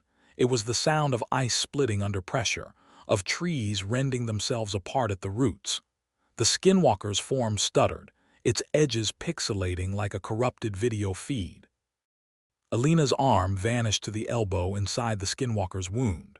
Her scream twisted into something mechanical, the sound of gears stripping, of metal shearing under impossible stress. The creature's edges blurred like wet ink, its stolen flesh sloughing off in rancid sheets. Where her fingers disappeared, the darkness pulsed outward in concentric rings, each one warping the air like heat haze off asphalt. Hawk's suspended blood droplets suddenly reversed course, arcing upward into the creature's gaping maw. They struck the breathing darkness with a sound like glass shattering underwater. The Skinwalker's form collapsed, not fleeing but folding, its limbs twisting inward like origami in reverse. The soldier's stretched body snapped free with a wet pop, his blank face froze in mid-scream as he crumpled to the moss. The trees exhaled. Branches that had bent double now straightened with audible creaks, their leaves rustling in a wind that didn't touch the ground. Alina wrenched her arm free with a wet slurp, her fingers clutching something dark and fibrous, not flesh, but root glistening with viscous fluid that steamed where it dripped onto the glyphs. Alina's prize pulsed in her grip, a writhing tendril of blackened root that hissed against her skin, peeling back the first layer of her fingerprints like sunburn. The severed end dripped something thicker than blood, its surface crawling with glyph-like patterns that rearranged themselves under my gaze. Hawk dragged himself upright, one hand clamped over his weeping chest wound. "Don't let it touch the ground," he rasped. His blood-streaked teeth gleamed in the fading light. "That's its anchor." Alina's arm trembled, the blackened root twisting like a live wire in her grip. The thing pulsed against her palm, wrong, too warm, its severed end dripping thick, syrupy fluid that sizzled where it struck her boots. I saw the moment it burrowed under her skin. Her scream cut off abruptly as the veins in her forearm darkened, branching upward like ink spilled in water. The root flexed, its frayed tip probing the air before latching onto her wrist with a wet snap. Hawk lunged forward, his knife flashing. The blade bit deep into the root just above Alina's clutching fingers. Black fluid sprayed across my face, not blood, but something older, rancid as spoiled honey. The severed end writhed on the moss between us, hissing like a dying ember. The root convulsed in Alina's grip, not dying but dividing, its severed end sprouting needle-thin tendrils that pierced her palm like surgical wires. Her scream came out silent, lips peeling back from teeth gone black at the gums. Hawk's knife came down again, but the blade passed clean through the root this time, meeting no resistance, as if the thing had learned how to unexist where steel touched it. Alina's knees buckled. The roots beneath the moss stirred in sympathetic motion, rising in knotted coils around her ankles. I grabbed her shoulders, but her flesh yielded like rotten fruit under my fingers. Her eyes rolled back, showing veins webbed black beneath the sclera. When she spoke, the voice wasn't hers. It crackled like radio static over a bad connection. "You shouldn't have looked." Hawk's blood hit the writhing root just as the first soldier's blank fingers twitched back to life. The droplets sizzled where they struck, etching miniature glyphs into the blackened flesh. The root screamed, a sound like nails on slate amplified through bone conduction, and for one merciful second, Alina's own voice broke through. "Burn it. Now." The root pulsed in Alina's grip like a dying heart, its veins writhing black beneath her skin. Hawk didn't hesitate. He snatched the emergency flare from my belt, cracked it alight with teeth stained pink from his own blood. The sudden hiss of phosphorus drowned out the wet sounds of the root burrowing deeper into Alina's forearm. "Hold her," Hawk rasped. I grabbed Alina's wrist, felt the unnatural heat radiating through her flesh. The flare's white-hot tip touched the root's severed end. It didn't burn, it unfolded. The flare's light didn't illuminate, it revealed. The root split open like a rotten fruit, peeling back layers that shouldn't exist. Inside weren't fibers or sap, but faces, tiny and screaming, pressed against the membranous interior like prisoners behind glass. Alina's fingers spasmed around the thing, her own face mirroring the trapped expressions as the flare's heat spread up her arm in blackened veins. Hawk's chant took on a desperate rhythm, his blood-smeared palms pressing against the writhing mass. The glyphs beneath us pulsed in response, their carved lines drinking his falling droplets like parched earth. The root thrashed, its needle tendrils snapping free from Alina's flesh with wet pops, retreating into its core like startled worms. For 3 heartbeats there was silence. The flare's glow dimmed to embers as the root's screams faded into a wet, guttural hiss. Alina collapsed against me, her breath ragged, but her own. The severed tendril shriveled into brittle black fibers, crumbling into ash between her fingers. Hawk slumped beside us, pressing a trembling hand to his chest wound. Blood seeped through his fingers, darker than it should be. "Listen," he rasped. The forest exhaled with us. Not metaphorically.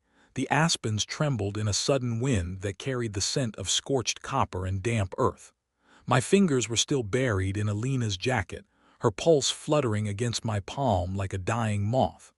Hawk's blood pooled black in the moss, tracing the same jagged patterns as the glyphs beneath us. The surviving soldier moaned, his featureless hands twitching toward his melted rifle. His lips moved soundlessly, shaping words I recognized from the Skinwalker's last taunt. "You shot a coyote near mile marker 12. Alina's breath hitched. She grabbed my wrist with her good hand, the one not mottled with root burns, and pressed my fingers against the central glyph. "It's still here," she whispered. Her pupils swallowed the last of the flare's dying light, just folded smaller. The glyph under my fingers pulsed once, slow and thick, like a dying heartbeat. Alina's grip tightened, her nails biting crescents into my skin. "See how the lines branch?" Her voice was raw, stripped thin. The flare's last embers reflected in her blackened veins, tracing paths that matched the carvings beneath us. The moss beneath us trembled, not an earthquake, but something subtler, like flesh twitching under a surgeon's knife. Hawk's blood had pooled into the glyph's deepest groove, forming a perfect circle that pulsed once before sinking into the stone. The air smelled of wet iron and ozone, thick enough to choke on. Alina's grip on my wrist went slack as her eyes rolled back. Her lips moved soundlessly, forming words that emerged as static, the same frequency as the Skinwalker's stolen voices. The soldier's blank hand scrabbled at the moss, his melted fingerprints smearing dark streaks across the ancient carvings. Hawk lunged forward, his knife plunging into the glyph where Alina's blood had pooled. The blade sank to the hilt with a wet crunch, as if piercing something organic beneath the stone. The forest inhaled. Branches whipped backward in a wind that didn't touch the ground, leaves rustling in reverse. The knife stuck fast, vibrating at a frequency that made my teeth ache. Hawk's hand spasmed around the hilt, not from pain, but from the blade's resistance, like cutting through muscle that kept regenerating. A wet, organic sound pulsed from the glyph, rhythmic as a heartbeat. Alina convulsed against me, her back arching impossibly. Her mouth unhinged too wide, ligaments stretching with audible pops, and out poured not a scream, but the Skinwalker's layered voices. Soldiers, sobs tangled with Sarah's choked laughter. The sound liquefied in the air, droplets of vocal static hanging suspended like mist. The soldier's blank hands found my ankle. His grip burned cold, fingers spreading their smoothness up my calf in creeping numbness. I kicked free just as Hawk wrenched the knife sideways with a guttural cry. The glyph split like a wound.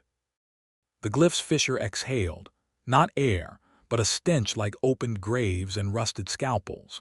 Something black and fibrous pulsed in the wound, tendrils probing the split stone with surgeon's precision.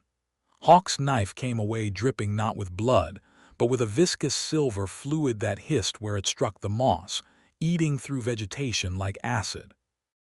Alina's jaw snapped shut with a wet crack, teeth shearing off the Skinwalker's stolen voices mid-scream. Her head lolled against my shoulder, breath ragged but her own. The soldier's blank fingers twitched against my boot, his melted palms leaving smears of darkness that slithered across the leather like living stains. Hawk staggered back, clutching his weeping chest wound. "It's in the roots," he gasped. Blood bubbled between his fingers, too dark, too thick. The carvings were never wards, they're sutures. The last glyph sealed with a sound like bones knitting, too fast, too wet. I blinked and the forest exhaled around us. The air itself shimmered, trembling with released tension, and when my vision cleared, every tree within the perimeter bore Hawk's carvings. Not etched, grown. The symbols pulsed in the bark like fresh scars, weeping thin trails of sap that smelled faintly of copper and crushed mint. Alina stirred against me, her breath ragged. Her fingers, still clutching that writhing root fragment, twitched in time with the pulsing glyphs. The thing had gone dormant, its surface now textured like aged parchment, covered in minute versions of the same symbols now branding the aspens. Hawk collapsed onto his knees, pressing his forehead against the central boulder. His blood had stopped flowing upward. Now it seeped into the stone in reverse, as if the glyphs were drinking it back. The soldier moaned again, his blank hands scrabbling at the moss. Where his fingers touched, the vegetation blackened and curled, forming perfect negative imprints of the carvings now spanning the trees. The silence pressed against my eardrums like water after a gunshot. Alina's weight sagged against me, her breath shallow but steady. The root fragment in her hand had stopped moving, its surface now etched with miniature glyphs that pulsed faintly in sync with the trees. Hawk's blood no longer dripped. It crept backward along his forearm in thin rivulets, retreating into the weeping wound on his chest. The soldier's hands twitched first, jerky, puppet-like movements as his melted fingerprints reformed. Not into ridges and whorls, but into precise glyphs mirroring the carvings on the boulder. His mouth opened soundlessly, jaw unhinging too wide, tendons snapping like overtuned strings. Alina's breath hitched against my shoulder. "Don't let him." Too late. The soldier lunged, his reborn fingers slapping against the central glyph with a wet crack. The impact didn't echo. It unfolded, rippling outward through the trees as every carved symbol lit up in sequence, not with light but with absence, swallowing the twilight in jagged gulps. The forest exhaled, not wind, a scream. It tore from the soldier's gaping mouth in a viscous black torrent, shaping itself into the Skinwalker's layered voices, Sarah's laughter braided with the dead patrol's dying gasps. The sound had weight, substance, slamming into my chest like a physical blow. Alina clapped her hands over her ears too late. Blood seeped between her fingers as the scream vibrated through her skull. Hawk's knife clattered to the moss. His eyes reflected the glyph's pulsing void as the scream twisted, condensing into a swirling mass above the soldier's head. Not smoke, something older, a storm of fractured memories and stolen voices, writhing like eels in a bucket. The soldier's reborn fingers spasmed against the boulder, glyph-carved fingertips fusing with the stone. His flesh blackened where it touched, the rot spreading up his arms in fractal patterns that mirrored the carvings on every tree. His jaw unhinged further, too wide, ligaments snapping, as the scream poured into him now, reversing its flow. Alina grabbed my arm. Her lips moved but no sound came. The scream had stolen all auditory space. I saw the word she formed, anchor. The soldier's body convulsed, his uniform splitting along seams that shouldn't exist. Beneath the fabric, his flesh pulsed with the same black roots we'd torn from Alina's grip. They branched beneath his skin, pushing against the dermis like worms under wet paper. His glyph-carved fingers sank deeper into the stone, the boulder's surface rippling like water. Hawk's breath stuttered as realization carved through him sharper than any blade. The soldier's fingers weren't just fused to the boulder, they were growing into it, blackened veins branching through the stone like roots through wet clay. The glyphs pulsing across the man's skin weren't scars, they were circuitry, rewriting his flesh into something both prison and prisoner. "Christ," I whispered, watching the soldier's jaw unhinge further, not in pain but in alignment, his bones reshaping to accommodate the scream still pouring into him. His ribs flexed outward, snapping one by one as his chest cavity expanded to house the swirling darkness. The Skinwalker wasn't possessing him. It was integrating. Alina's nails bit into my forearm. "Look at his hands," she hissed. The soldier's fingers had dissolved at the first knuckle, replaced by fibrous tendrils that wormed deeper into the boulder. Where stone met flesh, the glyphs pulsed faster, not fighting the merger but facilitating it. Hawk staggered forward, his own chest wound weeping black. "Not containment," he rasped. "Assimilation." His fingers traced the air above the soldier's writhing form, following invisible threads only he could see. The original ritualists didn't banish it, they grafted it. The soldier's scream cut off abruptly as his vocal cords dissolved, repurposed into fibrous strands that vibrated against his reconstructed larynx. The sound that emerged wasn't human. It was the low, grinding hum of tectonic plates shifting, resonating through the boulder and into the glyph-carved trees. The forest answered in kind, aspens trembling in perfect synchronization. Alina's grip on my arm faltered. Her palm left behind a sticky imprint, not blood, but the same silvery fluid weeping from Hawk's chest. "It's using him," she whispered. "Like a battery," Hawk finished. His knife trembled in his grip, its edge gone dull where it had touched the root fragment. "Or a fuse." The soldier's ribs snapped outward like a cage door forced open, each bone tip sharpening into a barbed point. Darkness pooled in his hollowed chest cavity, swirling with half-glimpsed shapes, Sarah's laughing mouth, the patrol leader's panicked eyes, all orbiting a central void that pulsed in time with the glyphs. His spine arched further, vertebrae elongating with wet cracks, reshaping to accommodate whatever the Skinwalker was becoming inside him. Hawk's fingers dug into Alina's shoulder, his blood hitting the glyphs in slow, rhythmic drops, each impact making the soldier's fused body shudder like a struck tuning fork. The man's ribcage had split wide, revealing a pulsing void where his organs should be, threaded through with black roots that pulsed in time with the glyph's eerie luminescence. His flesh wasn't just grafted to the stone. It had grown into it, veins branching through granite like ivy through a trellis. "Jesus," Alina whispered. Her free hand hovered over the soldier's chest cavity, recoiling as the roots inside twitched toward her fingertips. "He's still alive in there." The soldier's eyelids fluttered, no longer human, but thin membranes stretched over empty sockets. Beneath his translucent skin, glyphs migrated like migrating birds, rearranging themselves along his collarbones in patterns that matched the boulder's carvings. Every exhale from his lipless mouth carried the scent of wet stone and decaying parchment. Hawk slumped against Alina, his blood loss making the world tilt. "Not alive," he corrected hoarsely. "Anchored." His knife clattered to the moss, its edge blackened where it had severed the root tendril. His heartbeat's not his own anymore. A wet, organic sound pulsed from the soldier's chest cavity, not a heartbeat, but something older, deeper. The roots inside flexed in response, their surfaces glistening with the same silvery fluid that now seeped from Hawk's wound. Where droplets hit the boulder, the glyphs flared briefly, their carved lines drinking the liquid with unnatural thirst. Hawk stumbled, his boots dragging through moss that recoiled like living tissue. The aspens leaned in unnatural unison, their trunks bending at impossible angles to form a grotesque handrail along our retreat.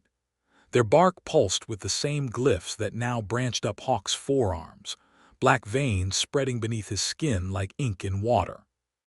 Every third step, his left knee buckled, and each time, a birch twisted itself into a gnarled crutch just in time to catch him. The wood groaned under his weight, sap oozing from fresh carvings that mirrored the ones devouring his flesh. Alina carried the severed root tendril in her jacket pocket, wrapped in glyph-etched moss. It hadn't moved since the boulder sealed, but the fabric twitched against her hip like a dying heartbeat. Behind us, the soldier's body had fully fused with the stone, his ribcage splayed open into a permanent scream, roots threading his hollowed chest like puppet strings. The forest hadn't just reclaimed him, it had repurposed him. Now, his silent howl vibrated through the roots beneath our feet, a subsonic dirge that made my molars ache. A branch snapped, not from above, but from inside Hawk's boot. He didn't react as tendrils breached his laces, their tips budding tiny, perfect replicas of the containment glyphs. The trees overhead mirrored the growth, new branches sprouting at identical angles, leaves unfurling with vein patterns that matched the ones climbing Hawk's neck. Alina grabbed my wrist, her fingers ice cold. "Look at their shadows," she whispered. The setting sun cast our silhouettes ahead, but Hawk's stretched twice as long as ours, its edges bristling with thorn-like projections. Where it touched the undergrowth, ferns curled into tight spirals, their stems etching themselves with microglyphs. His shadow bled upward along tree trunks, staining the bark black where it passed. We reached the perimeter stream just as Hawk collapsed. The water didn't flow, it pulsed, each ripple moving in perfect sync with the glyphs on his chest. When he coughed, silver droplets hit the surface and congealed into floating, geometric shapes that dissolved only when Alina crushed them underfoot. The stream bed itself had changed. Stones rearranged themselves into arrowhead patterns pointing back toward the boulder, their edges too precise for erosion. The first whisper came from a Douglas fir as Hawk's blood dripped onto its roots, Sarah's voice, but wrong, stretched thin like wire about to snap. "Hi, Hawk." The needles trembled with each syllable, shedding green-black pollen that swirled in perfect glyph patterns before hitting the ground. Alina's grip on my arm tightened. "Did you?" The birch answered before she could finish, its bark splitting vertically to exhale the patrol leader's choked gasp. Blackwood knew. The words left frost on my jacket where they touched. Hawk didn't react, just stared at his hands as the veins darkened, branching into fractal designs that matched the carvings on the boulder we'd left behind. The soldier's voice came next, not from memory but live, his agonized moan vibrating up through the soil into the quaking aspen beside us. "You carried the third knife, Hawk." The tree's leaves turned edge-on, revealing glyphs carved into their undersides with razor precision, just like the first team did. Hawk finally looked up, his pupils dilated black. Blood seeped from his nail beds, beating into droplets that hovered before being sucked into the moss like water into dry sponge. The forest inhaled around us, trunks creaking as they leaned closer. Hawk's final exhale wasn't breath at all, it was a disintegration.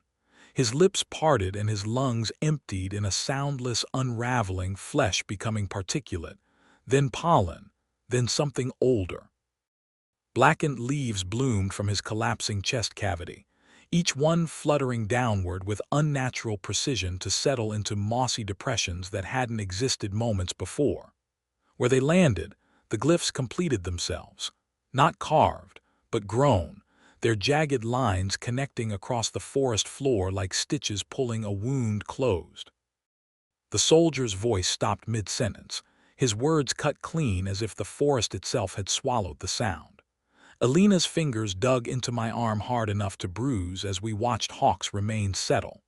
His blood hadn't pooled, it had rooted, dark tendrils branching through the leaf litter to weave themselves into the pattern now pulsing beneath our boots. The air smelled of lightning-struck oak and wet ink. Alina exhaled sharply when the first glyph ignited. Not with light, but with absence, a starless void opening along the carved lines that spread faster than our eyes could follow. The soldier's fused body convulsed on the boulder 20 yards behind us, his ribcage snapping shut with a wet crunch as the roots inside him withered to black dust. "We need to." Alina's words died as the nearest aspen groaned, its trunk splitting vertically to reveal hollow darkness. From the fissure seeped Sarah's last breath, not a recreation, but the original, carrying the same pitch of terror she'd held when the Skinwalker took her. It condensed in the cold air, forming perfect glyphs that hovered momentarily before being sucked into the closing tree. The ground lurched, not an earthquake but a contraction, the forest drawing inward like a muscle flexing. All around us, trees bent at impossible angles, their crowns touching to form a vaulted ceiling of trembling leaves. Where their branches crossed, new glyphs burned themselves into the bark, not containment symbols but something older. Reconciliation marks. Alina's pocket bulged violently before the fabric tore. The root tendril we'd carried pulsed like a dying heart, its surface cracking to reveal the same void core we'd seen in the Skinwalker. But this one wasn't feeding. It was unraveling, strands of darkness dispersing into the air to be caught by waiting branches. The trees drank it greedily, their roots rising momentarily from the soil like the fingers of a submerged giant. A sound like 100 whispers filled the clearing, not from the trees, but from the space between them, as if the air itself had memory. Fragments of the patrol's last words wove together with Sarah's laughter and Hawk's final chant, forming sentences that shouldn't make sense but did. The third knife cuts the suture the first team knew would bloom when the anchor became the vessel. The soldier's fused body twitched on the boulder behind us, his ribs creaking open once more. But instead of void, his chest cavity now overflowed with blackened aspen leaves identical to Hawk's remains. They spilled forth in a whispering cascade, each one etching glyphs into the moss as they landed. Where they touched, the ground softened, not into mud, but into something resembling flesh, puckering like scar tissue around the symbols. The trail wasn't there until we stepped on it. Then it unfolded beneath our boots like a tongue unrolling. Not dirt, but something darker, ribbed with veins that pulsed in time with the glyphs still burning behind my eyelids. Alina's breath hitched as the path twisted sideways without bending, its edges bristling with thorns that hadn't existed a heartbeat ago. Hawk's shadow led us. Hawk's shadow stretched ahead of us, longer than any natural silhouette should be, its edges bristling with thorn-like projections that pricked the air like a cat testing its prey. It didn't follow the sun's angle. It led, twisting itself into an arrow whenever we faltered, guiding us through undergrowth that parted with wet, organic sighs. The deeper we followed, the more the forest changed. Birches leaned away from our path, their bark peeling back to reveal glyphs that pulsed in time with Alina's shuddering breaths. The shadow didn't walk. It unfolded, each step a geometric expansion like ink blooming in water. Where it touched the moss, the vegetation blackened and curled, forming perfect negative imprints of the carvings we'd left behind on the boulder. I stepped where it stepped, matching its rhythm, and the ground held firm. But when Alina hesitated, her boots sank into the earth up to the ankle, the soil sucking at her like quicksand made of half-digested bone. "Hurry," the shadow said, not with sound but with the sudden alignment of 100 crows taking flight from the canopy, their wings snapping into glyph-shaped formations overhead. Alina gasped as the birds' shadows pooled into Hawk's silhouette, thickening it, reinforcing it. The path ahead twitched, its veins constricting around something unseen. A warning.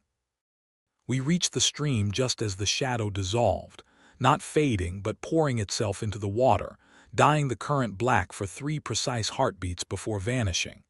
Where it had been, the stones formed a bridge. Not arranged. Grown, their surfaces studded with microglyphs that matched the ones now branching up Alina's forearm. She hesitated, but the alternative was worse. Behind us, the soldier's voice echoed through the trees, his words no longer his own. "You left the third knife in the stone," the aspens whispered, their leaves turning edge-on to reveal carvings on their undersides. "Now the suture is bleeding." The bridge held. The moment our boots touched the far bank, the stones dissolved like sugar in hot tea. The water they left behind wasn't water, it was thick, clinging to our calves like cold syrup, pulling with insistent hands. Alina screamed as something brushed her ankle, not a root, but fingers, smooth and featureless, their grip freezing. I yanked her free just as the liquid solidified behind us, forming a perfect, glistening wall of black amber. Trapped inside, Hawk's face, his mouth open in a silent scream, his eyes reflecting not us, but the soldier's hollowed chest cavity from 20 miles back. The forest exhaled, the wall shattered. We ran, not on ground but on something that yielded, a surface that flexed beneath our boots like the skin of a giant's lung. Every third step, the earth pulsed, and the trees ahead leaned aside, their trunks splitting to form a tunnel of wet, ribbed flesh. The air inside stank of copper and loam, the walls glistening with a silvery fluid that dripped upward when we passed. Hawk's voice came from nowhere and everywhere, "Don't look back." But of course, Alina did. The tunnel was closing behind us, its walls contracting in slow, muscular waves. Between the folds, figures flickered, not chasing but watching. Sarah's laughter echoed from the left, the patrol leader's choked gasp from the right. Their faces pressed against the membrane, stretching it like latex, features distorting into something that wasn't human.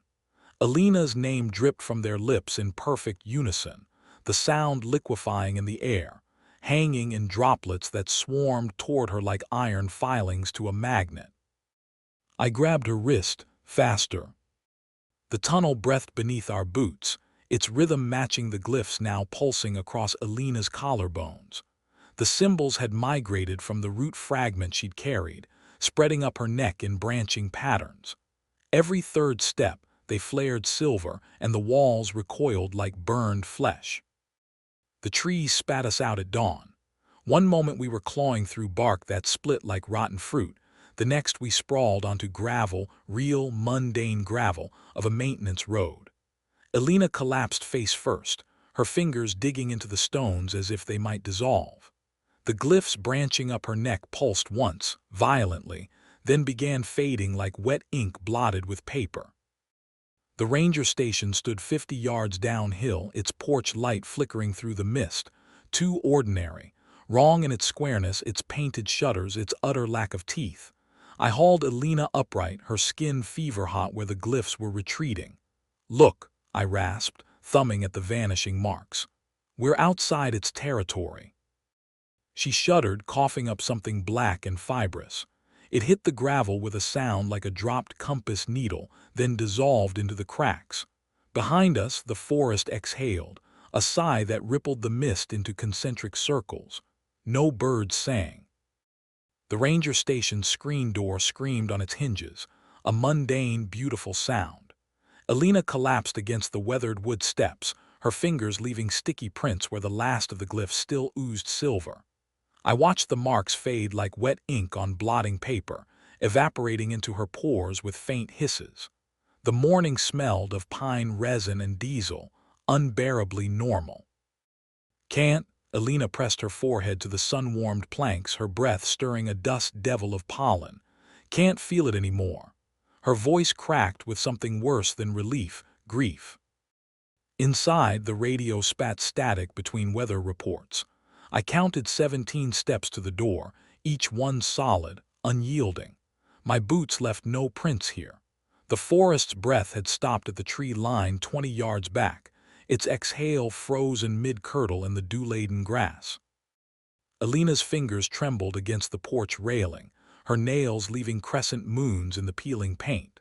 The glyphs on her wrist were fading, not like ink washing away, but like something unhooking itself from beneath her skin. Each vanishing line drew a whimper from her throat, half pain, half loss. I pressed my palm over the last visible symbol, and her pulse thrummed against mine like a bird trapped in a chimney. The screen door banged open with a violence that made us both flinch, just an old ranger in a khaki shirt, squinting against the dawn with a chipped enamel mug steaming in his hand. He froze mid-sip, his eyebrows climbing toward the brim of his hat as he took in Alina's blood-caked sleeves, my mud-streaked face, the way our hands kept twitching toward invisible weapons. His coffee smelled like cheap diner brew and safety. "Christ on a crutch," he muttered, the mug tipping perilously. A drop splashed onto the porch boards between us, spreading dark as old blood. His eyes flickered past us to the tree line, where the mist hung unnaturally still, then back to Alina's throat, where the last glyph pulsed once weakly before vanishing like a dying ember. The ranger's grip tightened on his mug, not fear, recognition. "You came from Sector 7. It wasn't a question. The way he said it carved a canyon between us and every other lost hiker he'd ever found. His boot scuffed something into the dust, a rough half-circle bisected by a line. Alina made a sound like a gut-shot deer. She lunged past me, her fingers closing around the ranger's wrist hard enough to slosh coffee onto his sleeve. "You know," she hissed, her voice raw from screaming. "Those symbols on the boulders, the ones that—" The ranger didn't pull away, just sighed through his nose and pried her fingers loose one by one. His skin was furnace-hot under hers. "Knew a Blackwood once," he said, too casual, turning his wrist so the inside faced up. 3 thin scars ran parallel to his veins, too straight to be accidental. "Told me if I ever met folks coming out of 7 looking like you two, I was to give 'em this." From his breast pocket came a folded slip of yellowed paper, brittle as a dried leaf. Alina snatched it, her fingers leaving smears of something darker than blood on the edges. The ranger watched her unfold it with the same expression my grandfather used to have at funerals, part resignation, part grim satisfaction. The message was a single line in faded ink. "The third knife stays with the stone." Alina made a noise like a bone snapping. The paper crumbled to ash between her fingers.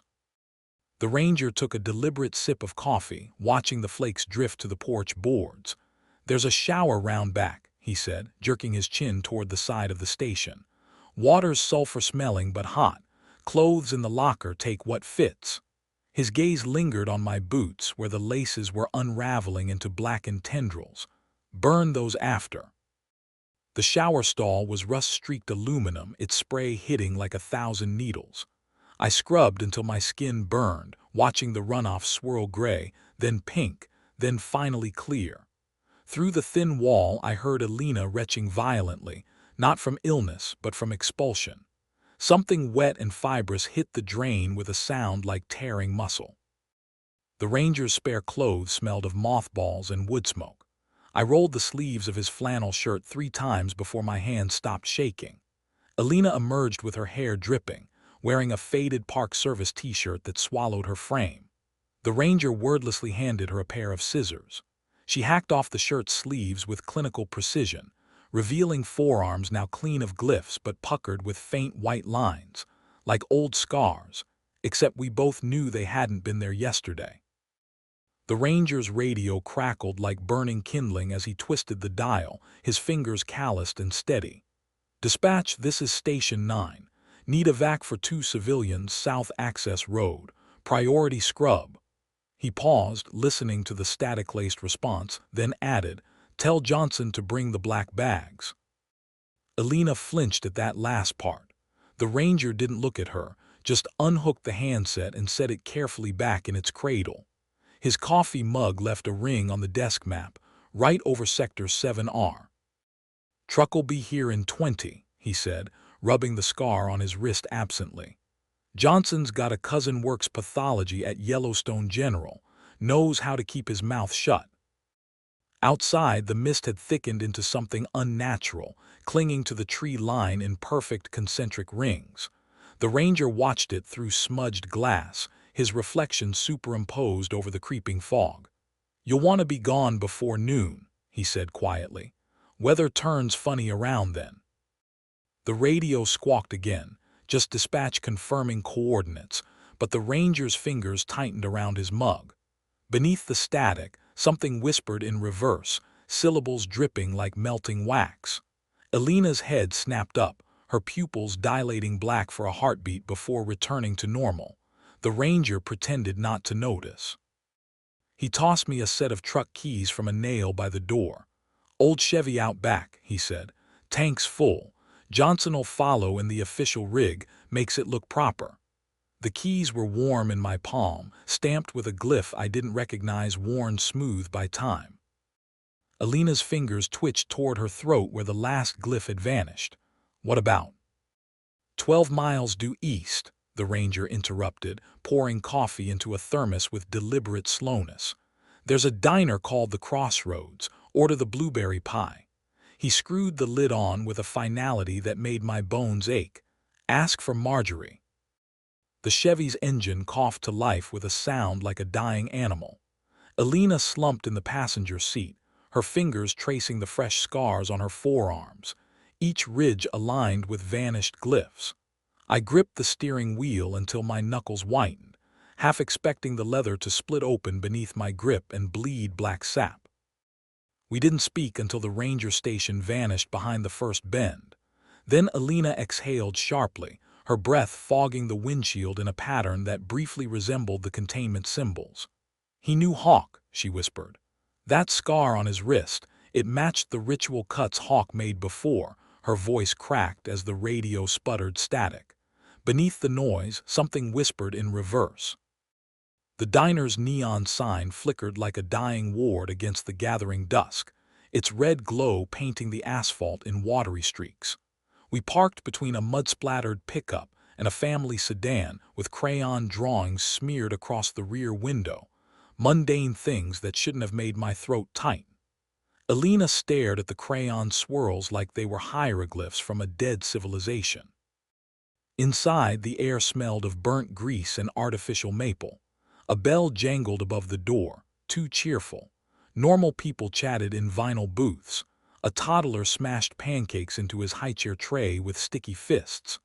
The normality was a fragile shell, one I expected to shatter any second, for the fry cook to turn with blackened eyes, for the syrup bottles to bleed glyphs onto the formica.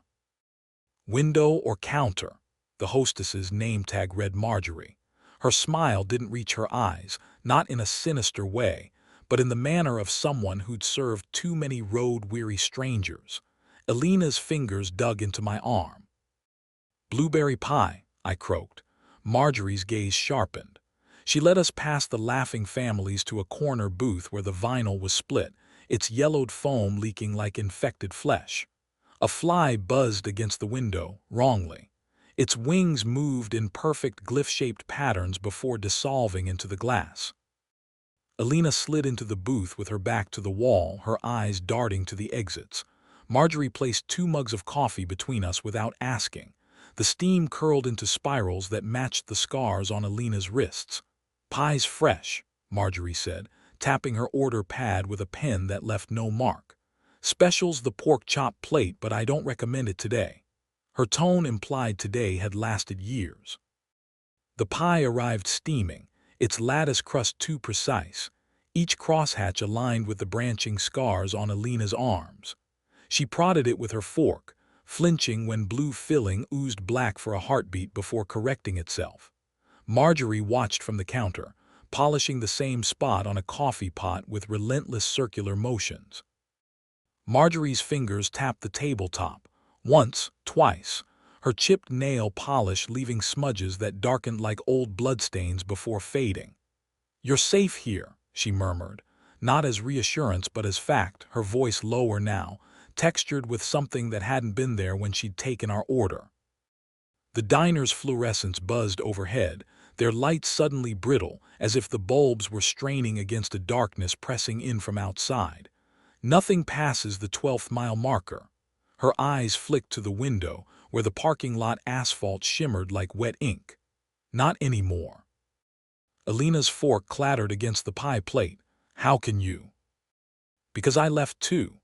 Marjorie unbuttoned her cuff with deliberate slowness, rolling up the sleeve to reveal 3 parallel scars, identical to the Ranger's but raised and angry, the skin around them puckered like burned paper. "Third team, 89. They told us it was a geothermal survey." A laugh escaped her, sharp as a snapped bone. "Hawk's grandfather led that one. He's the one who cut these when we stumbled out, half dead and babbling about trees that spoke." Her thumb brushed the oldest scar, its surface glistening unnaturally under the diner lights. These aren't just marks, they're anchors. Keep the border solid. The pie filling bubbled suddenly, a dark bead oozing up through the lattice to hover, trembling before collapsing back into itself. Marjorie didn't react, just leaned closer, her coffee breath warm and strangely comforting. "Listen real careful," she whispered. "The thing in 7 doesn't chase.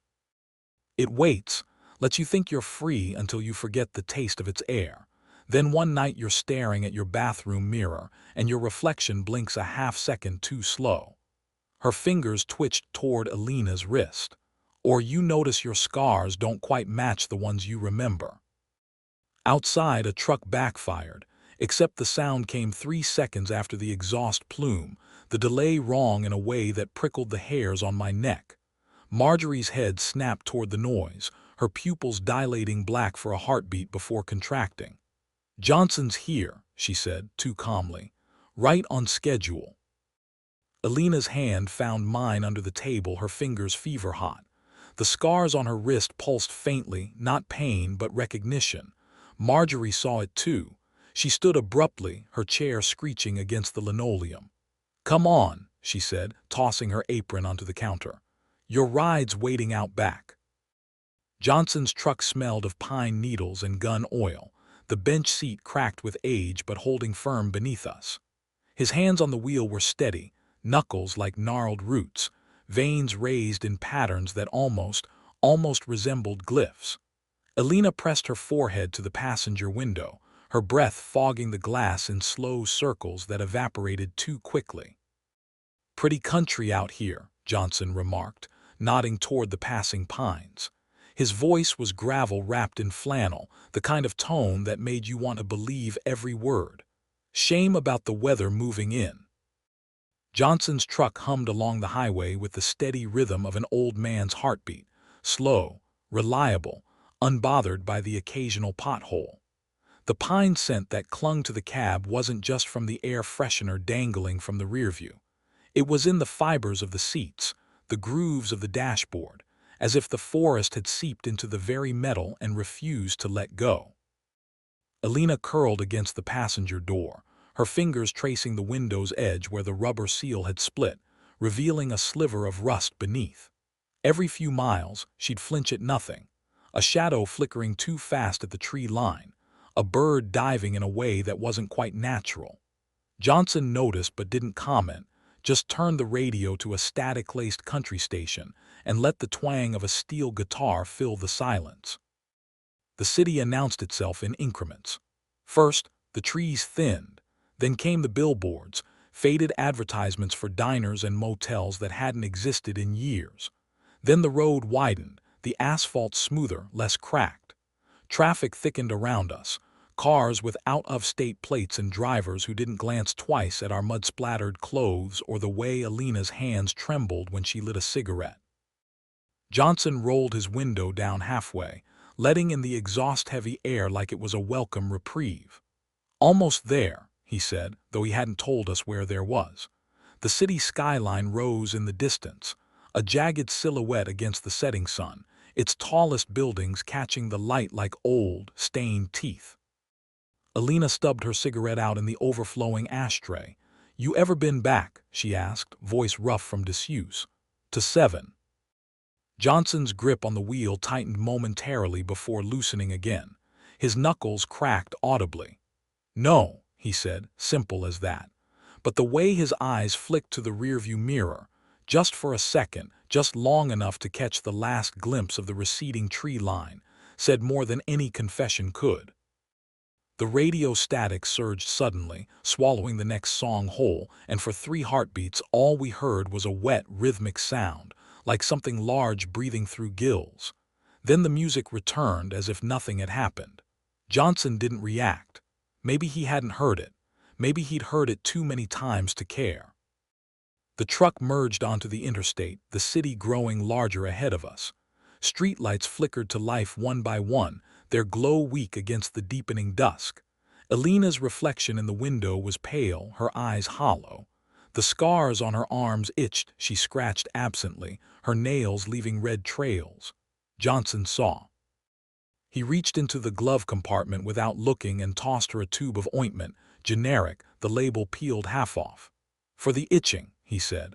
Alina stared at it like it might dissolve in her hands. When she unscrewed the cap, the scent hit me, camphor and something earthy, like crushed oak roots. The exact smell of Hawk's ritual salves. The city swallowed us whole. Neon signs buzzed to life in garish colors, casting odd shadows across Johnson's face. He navigated the streets with the ease of someone who'd driven them 1,000 times, turning down alleys and side roads without hesitation. Alina's breathing grew shallow as we passed a playground, empty except for a single swing moving gently in the breeze, though there was no wind. Johnson made a left, then a right, then pulled up outside a nondescript brick building with a flickering sign that read Starlight Motel. The parking lot was cracked asphalt, weeds pushing through the gaps like skeletal fingers. Johnson's truck idled at the curb, engine ticking like a slow-beating heart. We stood on the cracked sidewalk, the motel's neon sign casting jagged shadows across our faces. Alina hesitated before shutting the passenger door. Her fingers lingered on the handle, as if expecting the metal to liquefy under her touch. "Thanks," she muttered, the words sticking in her throat. Johnson nodded once, his eyes reflecting the Starlight Motel sign's erratic glow. Something passed between them in that glance, an understanding carved deeper than words. Johnson's truck coughed twice, before pulling away from the curb, its taillights bleeding red into the gathering dusk. Alina didn't wave. She stood frozen on the sidewalk, her fingers curled into fists so tight her nails bit half-moons into her palms. The scent of pine and gun oil lingered in her clothes like a phantom limb. Alina left at dawn. No note, no goodbye, just the motel room door clicking shut with finality, the sound barely louder than her footsteps fading down the walkway. I found her bed neatly made, the pillowcase smoothed of wrinkles, as if she'd never slept there at all. Only the lingering scent of pine ointment and the faint indents of her fingernails in the nightstand's cheap veneer proved she'd been real. I took the bus home. The seat smelled of bleach and stale sweat, the kind of mundane odors that should have been comforting but just made my nose itch. Through rain-streaked windows, suburbs blurred into strip malls, then into the skeletal outlines of half-built condos. My reflection in the glass looked wrong, the eyes too wide, the lips parted slightly as if mid-sentence. I kept expecting it to speak without me. My apartment welcomed me with the same stifling stillness I'd left behind. The air tasted of dust and abandonment, the fridge humming louder than I remembered. I dropped my bag by the door and stood frozen in the threshold, half expecting the floorboards to ripple like the yielding flesh of that forest tunnel.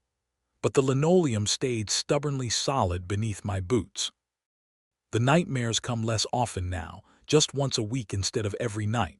That's progress, the therapist says.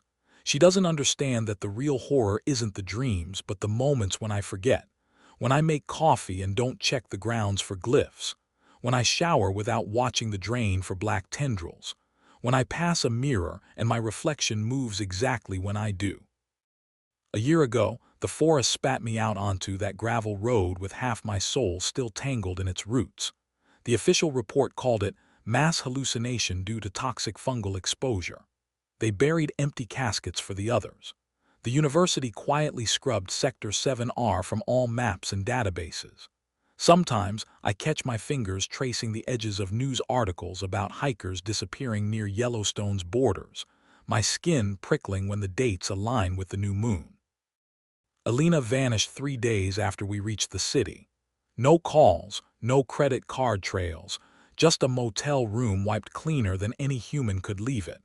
The police found her toothbrush in the drain, the bristles melted into a single fused lump. The detective assigned to the case retired abruptly last winter.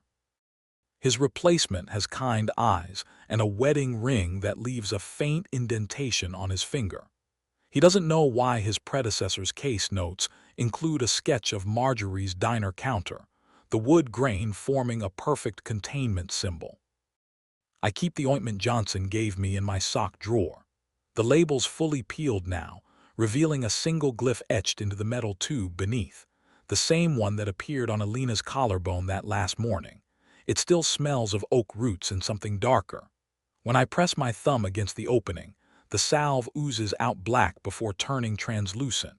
Some nights I wake to find my wrists smeared with it, my fingers sticky with the residue of unconscious rituals. The city feels wrong in ways I can't articulate. Not the way the forest did. That was an active, gnawing wrongness. This is subtler. The pigeons here move in formations that make my scalp prickle. Occasionally I'll pass a sewer grate and catch a whiff of loam and copper. Once, in a crowded subway car, I heard Sarah's laughter, not from a passenger, but from the intercom during an outage. Static swallowed the sound before I could scream. I tried going back to fieldwork. The university assigned me to a harmless botany survey in upstate New York. On the third day, I found a single aspen sapling growing where none had been recorded, its leaves marked with faint silver veins. When I touched the trunk, my fingertips came away smeared with something that evaporated before I could bag it. That night, the team's GPS devices all pointed due west, toward Yellowstone, for exactly 17 minutes. I resigned by email the next morning. The last page of the incident report curled at the edges in my hands, its sterile bureaucratic language failing to conceal the truth beneath. Asterisk mass hallucination due to toxic fungal exposure, underlined twice as if repetition could make it real.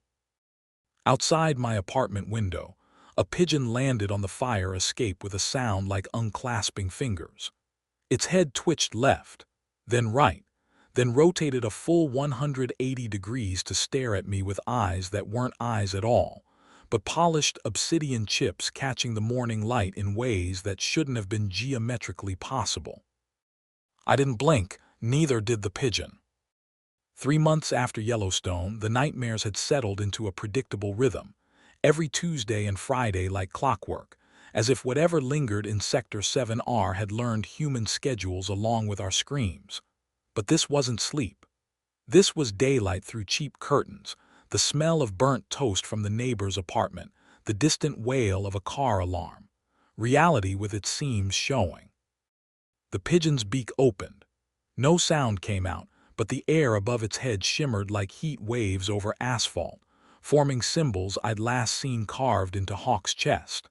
My fingers twitched toward the ointment tube in my pocket before I stopped myself. The glyphs dissolved as quickly as they'd appeared, leaving only the faint scent of ozone and wet feathers. I reached for my phone slowly, keeping my eyes locked on the creature. The screen lit up with 17 missed calls from an unknown number, all placed between 3:17 and 3:19 a.m., the witching hour Hawk used to call it, though he'd always pronounced it with a hard T, like he was spitting out a piece of rotten meat. My reflection in the blackened screen showed the pigeon still staring, but when I looked up, it was gone. Only a single obsidian feather remained on the fire escape, its edges too perfectly geometric to be natural. The voicemail notification appeared as I watched. One message, time-stamped yesterday at midnight, impossible since I'd checked my phone barely an hour ago. The playback hissed with the sound of breathing that wasn't quite human, each exhale syncopated just wrong enough to make my teeth ache. Then Alina's voice, strained through what sounded like layers of wet cloth. "Third Team, 89. They told us." The recording cut off with a wet pop, followed by 3 seconds of absolute silence before the beep.